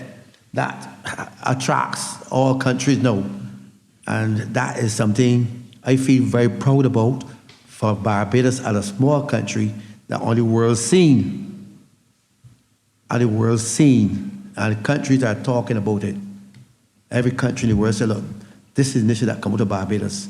And that has impact for countries that have problems with various floods of various things, hurricanes and so on. I'm sure the Minister can explain that even better than I can. Well, the long and short of it is simply, every Bajan must believe that whatever space you walk into, you can change it. And the Straughn initiative is an example of how you can get stuff done. So, not accepting things as they are, yeah, and having a very clear vision in relation to what you want, and making the argument for it, and effectively building a coalition of the willing who want to see change, positive change. I think that is really what we have been able to do, not just with the Straughn initiative, but in the way that we've done the BERT program, and setting out a very clear vision as to how we want to see the country move forward. And whilst you can get a little wobble every now and then, you have to stay focused on what the mission is. That's why I said that in the future, whoever is the leadership, constitutes the leadership of the country, must understand that you can walk into any room, any part of the world, and change the status quo. It's not going to be easy, but as a Bajan, you must know that you can. Any other questions?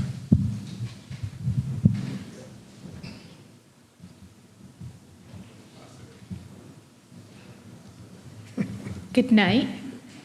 My first question is directed Can you state your name, sir? to the Let's state your name, Director, please. Your name, please. Let's state your name, sir. Revenue Commissioner. Yes. My question is, You got your name. Name. Pardon? Name. The name first. name? Yeah. Oh, my name is Kim. Kim.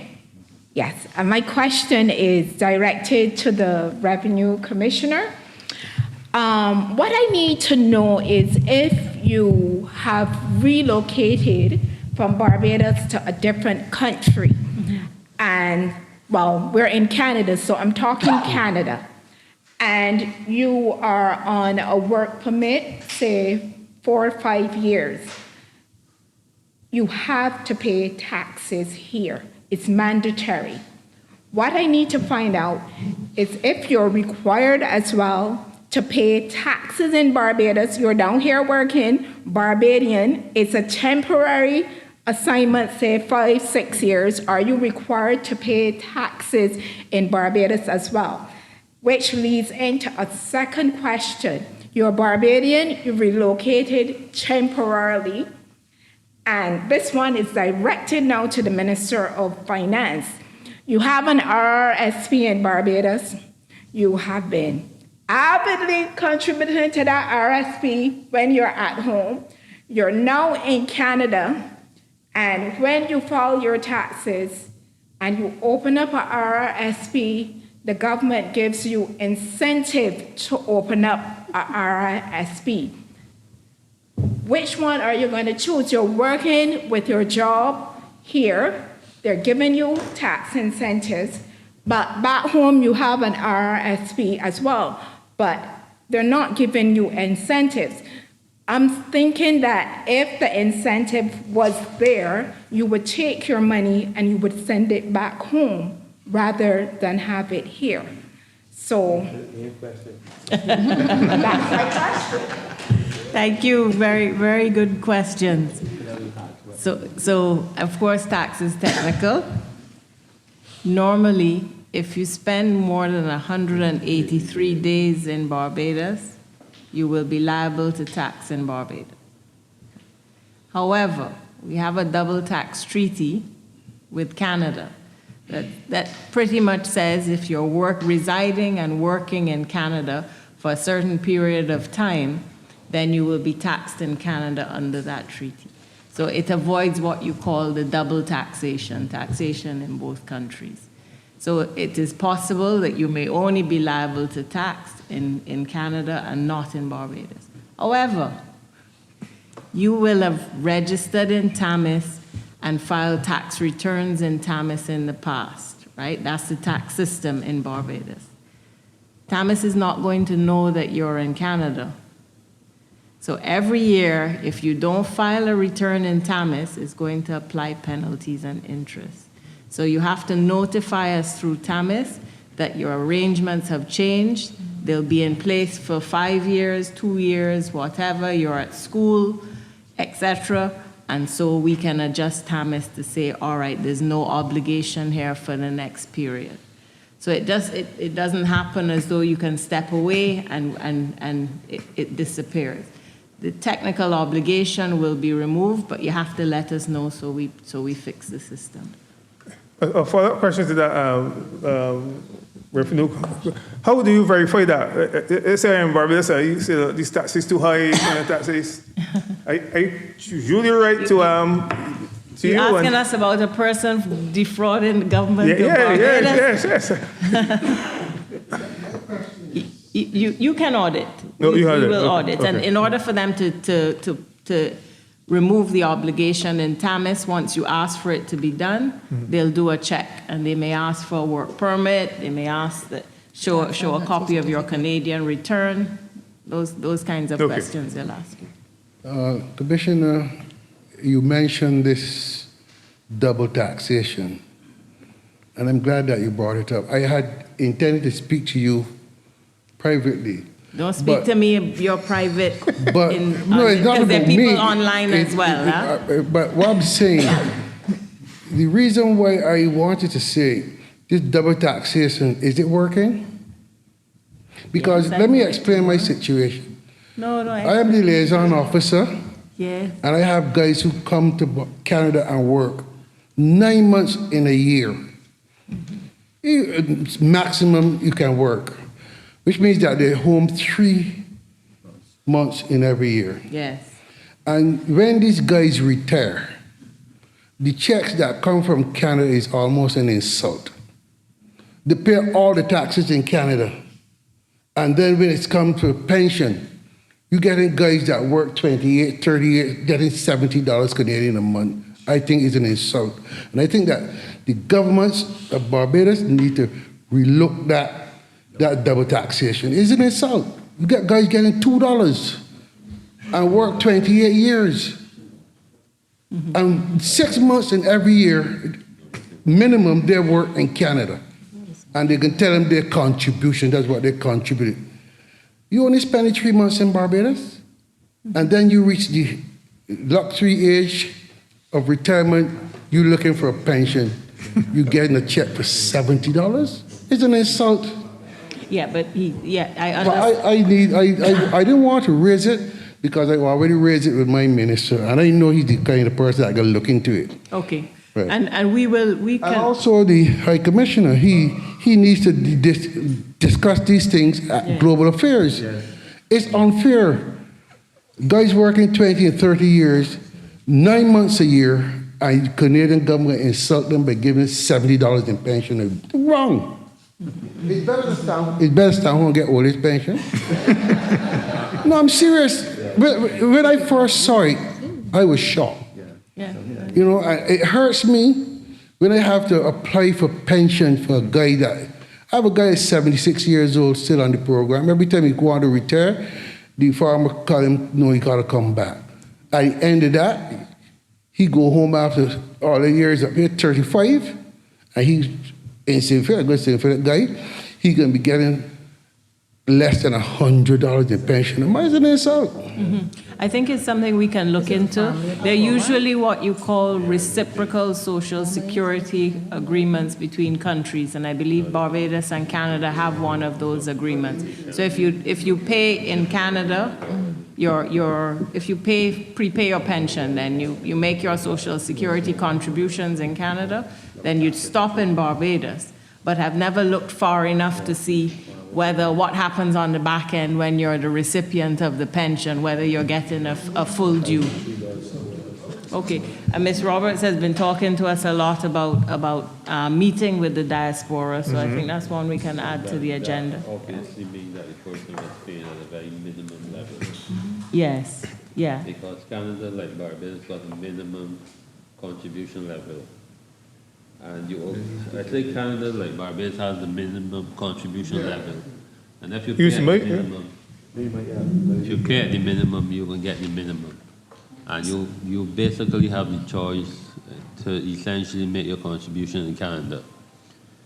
So there is a reciprocal agreement with the Canadian Social Security, similar to how the Barbados Revenue Authority has a reciprocal agreement, and that agreement allows you to essentially make your contributions in Canada. If you make your contributions in Canada, your pension is then going to be calculated on what you made in Canada. If the amounts are so minimum, it means that there have been some abuse of the system. This is what is happening. In Barbados, you could pay contributions on $21 per week, $1,098 per year, and that contribution basically will add up when you look at the whole year to no more than $4 or $5.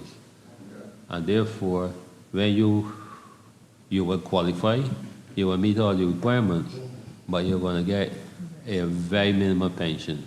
The difference between Canada and Barbados is that we set a floor for our pension so that nobody falls below the minimum. Canada don't have that. You get what you contribute. We have a similar system in place now where we remit some earnings, but it's little or none, to go towards national insurance. Because you have the choice to decide to whether you can pay in Canada or in Barbados. So there are some persons who are on the farm labor scheme who make the decision to opt to make the contribution in Barbados. So it will be deducted, and it will be sent to Barbados, and it will give you the equivalent of what it buys in Barbados. I gotta check it out.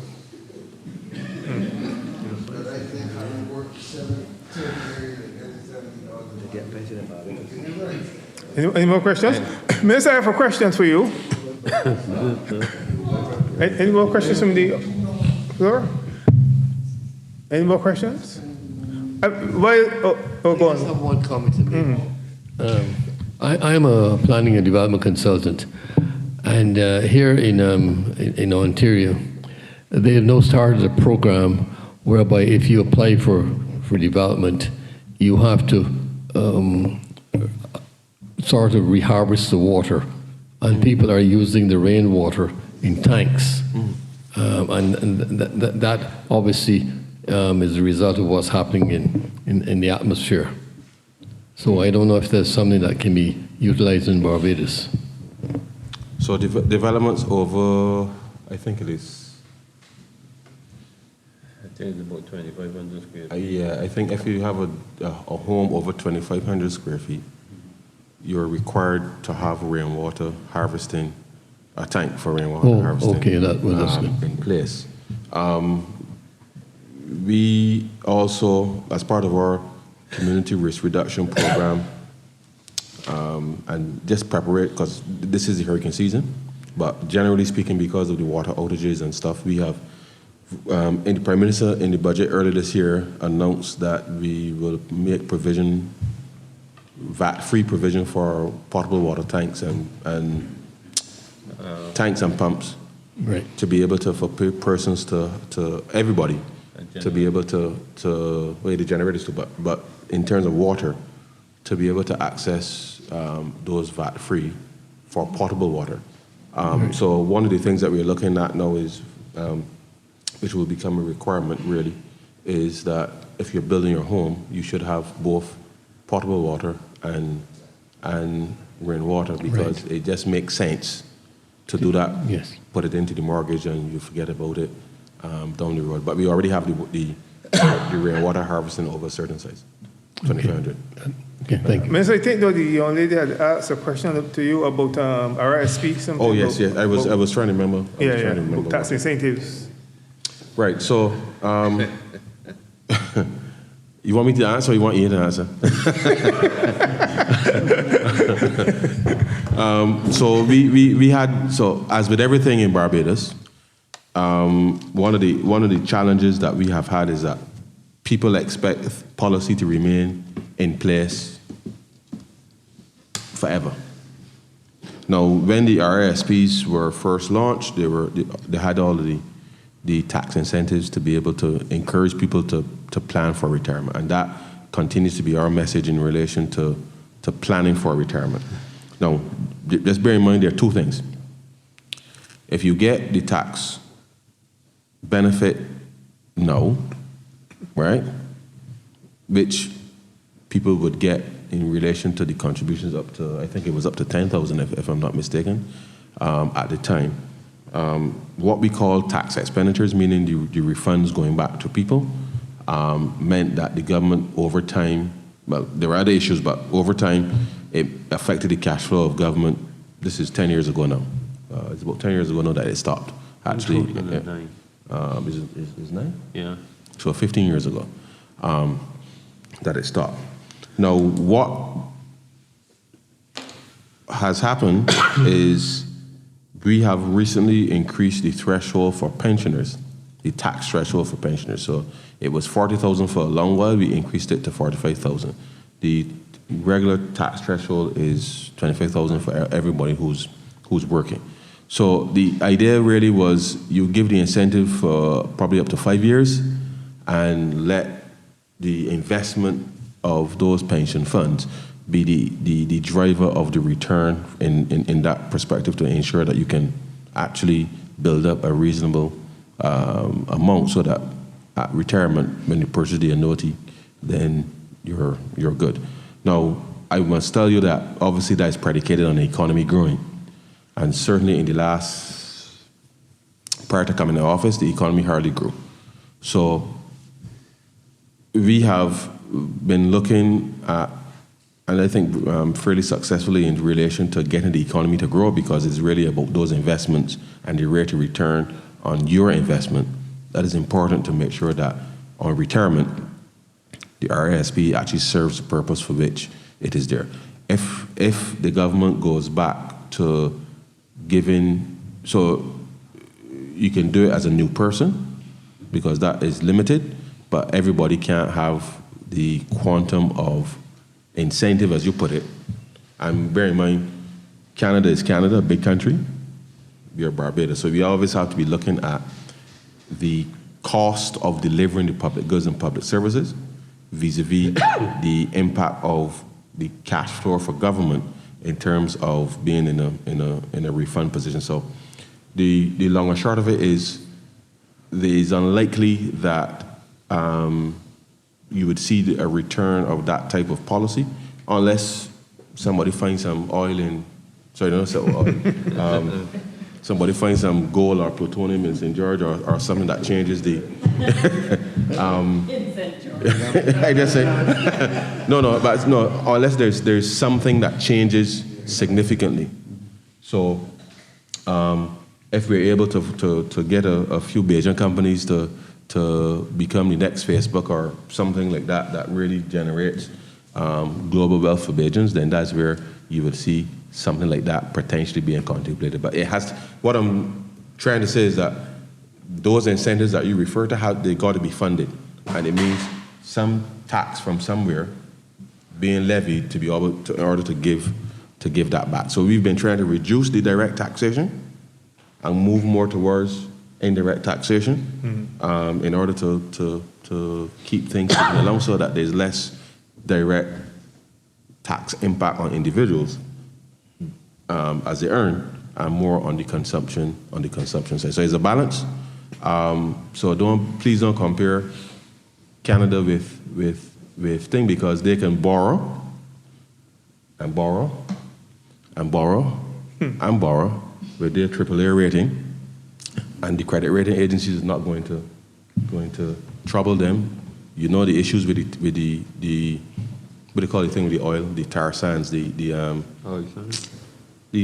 fracking, and all of that. The reality is that they're generating oil revenue in order to help finance what they're doing. So we don't have that luxury, but we are always looking to see how best we can create an environment where the investment, so if it started at the beginning, the investment opportunities to get a rate of return, I think is perhaps where we need to look. But we're always looking at the tax policy to make sure that it is nimble and fit for purpose. Minister, you had, let me get my little say, you spoke about building resilience.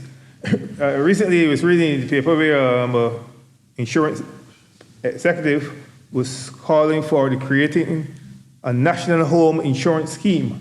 Says that a lot of Barbadians are not insured, and he was touting this national insurance scheme. He says it's done throughout the world, and we should look at that to ensure that, or as a means of building resilience, especially given the impact of climate change and so on.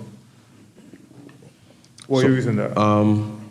So we've been encouraging people to insure their homes, and I don't think that there's any government that hasn't tried to impress upon people is the need for home insurance. Now, part of the challenge is that, and I spoke to this recently in relation to when persons want to pay taxes, they will want to value their property and their homes at a certain number to pay less tax. When they want to sell it, the property then becomes 2 or 3 times the value because they want to sell it.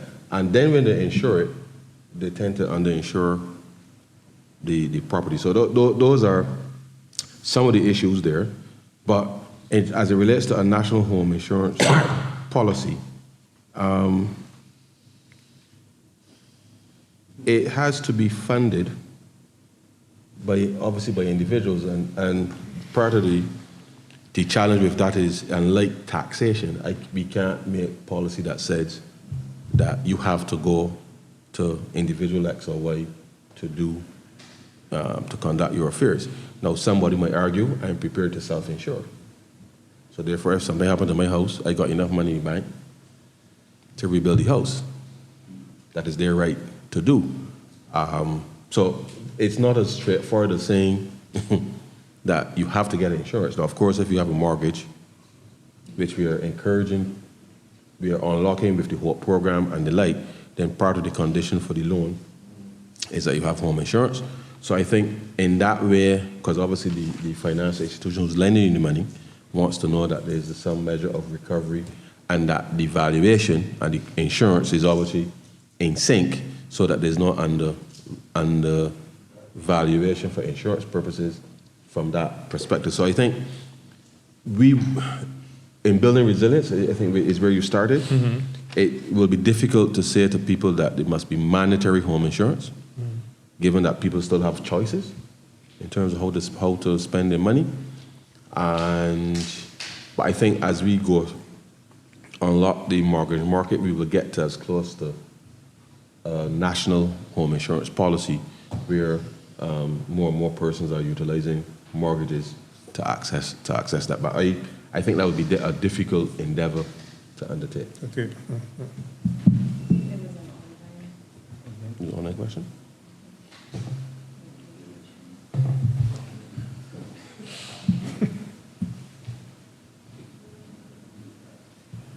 Any more questions?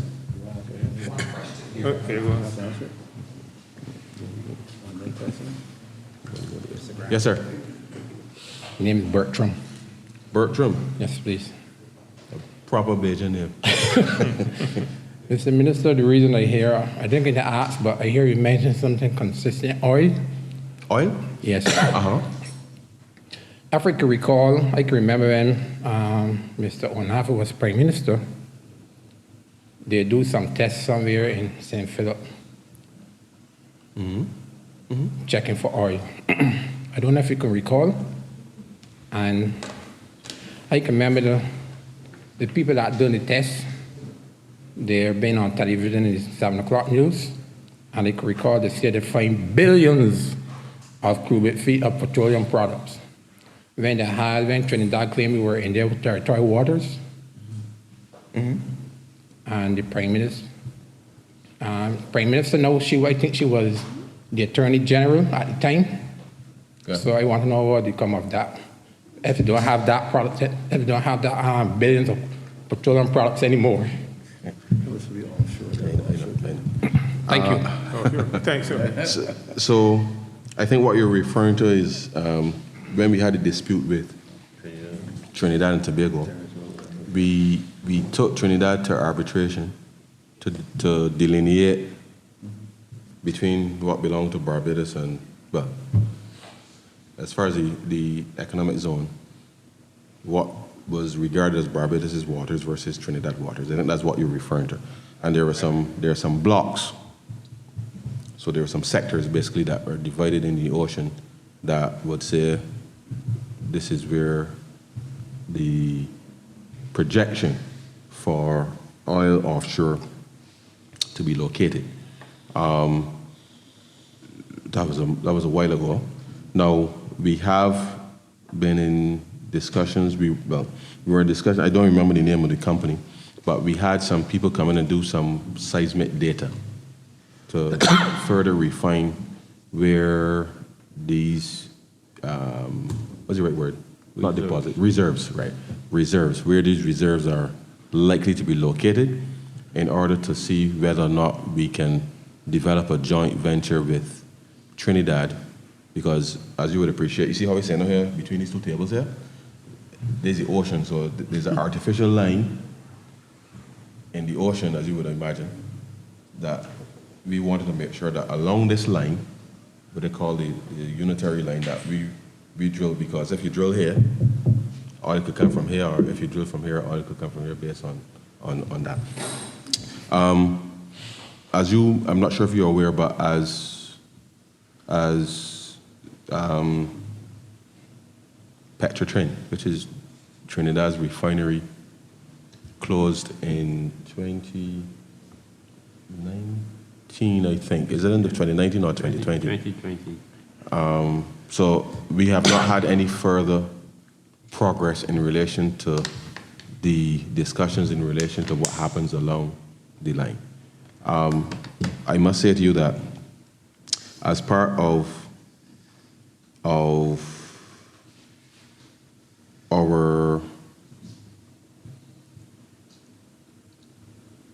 in order to make sure that we honor our commitment in relation to lowering greenhouse gases and the like, one of the things that we have determined is that we would prefer to drill for natural gas, given that it's a bridging fuel, it's cleaner than oil, in order to make sure that as far as our nationally determined contributions for 2030 and 35, it's shifting now, that we still remain a net negative emitter of carbon. And so as we transition to that, because it has to be financed as part of the climate resilient plan, our preference really is to get natural gas reserves as opposed to the oil directly. But the issue now is just to find the right partner to be able to utilize said resources. And therefore, I'll have to get an update from the Ministry of Energy because Part of the problem is that they are ultra deep water. Right. So, part of the issue is that, as the director is reminding me, is that it is very deep water. Mm-hmm. So, as the technology, as you would appreciate, as technologies are getting more and more advanced, then those resources become more accessible with time. And therefore, I think that's really where the decision point really will come. Okay? All right? Mr. I Morris? want to make a comment. Before I left for Canada, I worked with a gas company, Natural Gas Corporation, as a senior mains assistant. Mm-hmm. And we were producing oil at the well. Yeah. Mm-hmm. And there was a story that there was that they found abundance of oil in St. Philip, and they had a watchman on it for about 3 years, and then it was declared that there was no oil in Barbados. So that was a story. But I can't comment on that. Well, you probably were born then. I can't comment on that. All I know is that our drilling program, we used to send just about 1,000 barrels per day to Trinidad. The drilling program is probably about almost 10 years since the drilling program effectively ceased. Almost. It escapes me now. Because we used to get the natural gas from the drilling program, which Bajans use to cook in their homes. Today, we are actually importing all of our natural gas because the drilling program is no longer yielding the results that it was before. So I can't speak to what the report that you're referring to, but I can tell you that in the last 6 years, we haven't had any significant output in relation to drilling in Barbados.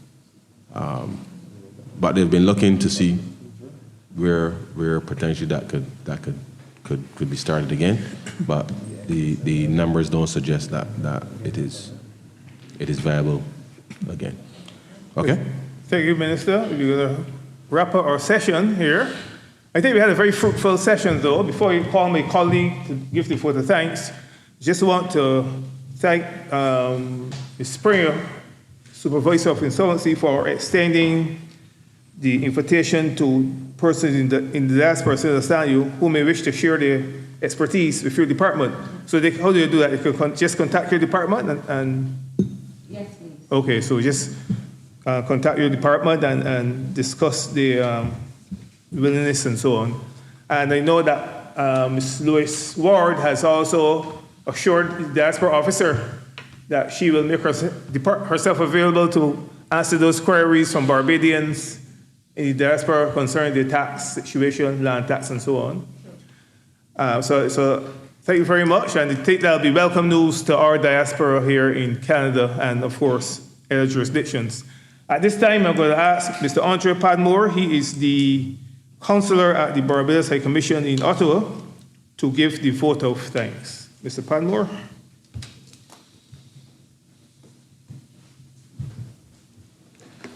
Good evening, all. Thank you, David. I'll just move straight away to extend thanks on behalf of Team Barbados in Canada. Well, first, we thank God for allowing us to be here this evening. But we want to thank the team from Barbados for availing themselves to this interactive session. I know, like you, we would have heard and we would have learned a lot about not only what the government has in terms of its vision for Barbados, but also its vision for the Barbados-Canada relationship on a whole, and how you, as members of the diaspora, can continue to play an active role in that endeavor. We must be reminded that our Prime Minister is always saying that she wants us to become active citizens, or she speaks of active citizenship. So I think a lot of what you heard this evening would resonate deeply with that particular vision for how we as Barbadians can help our country continue to develop.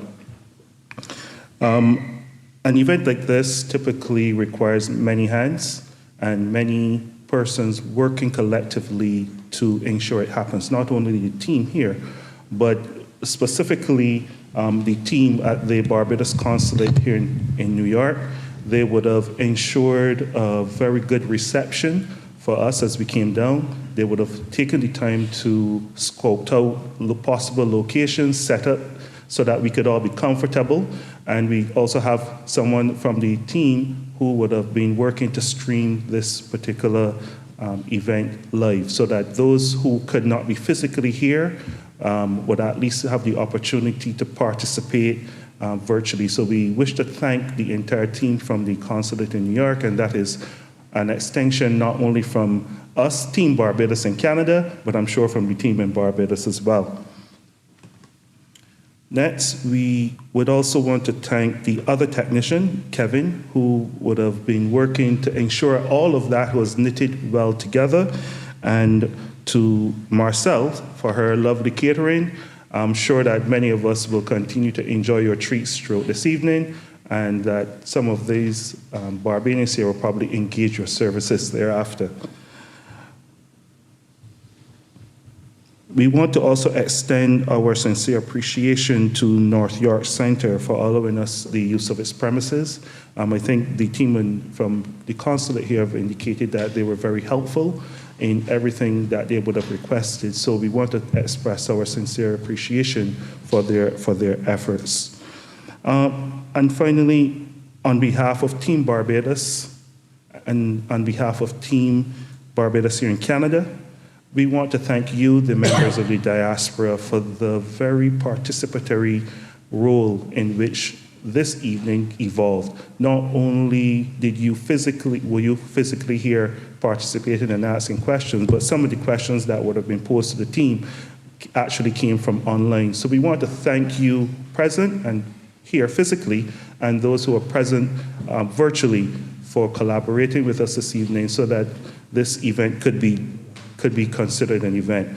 So on that note, I wish to give everyone a round of applause for all of your respective roles, and we just look forward to these types of events in the future.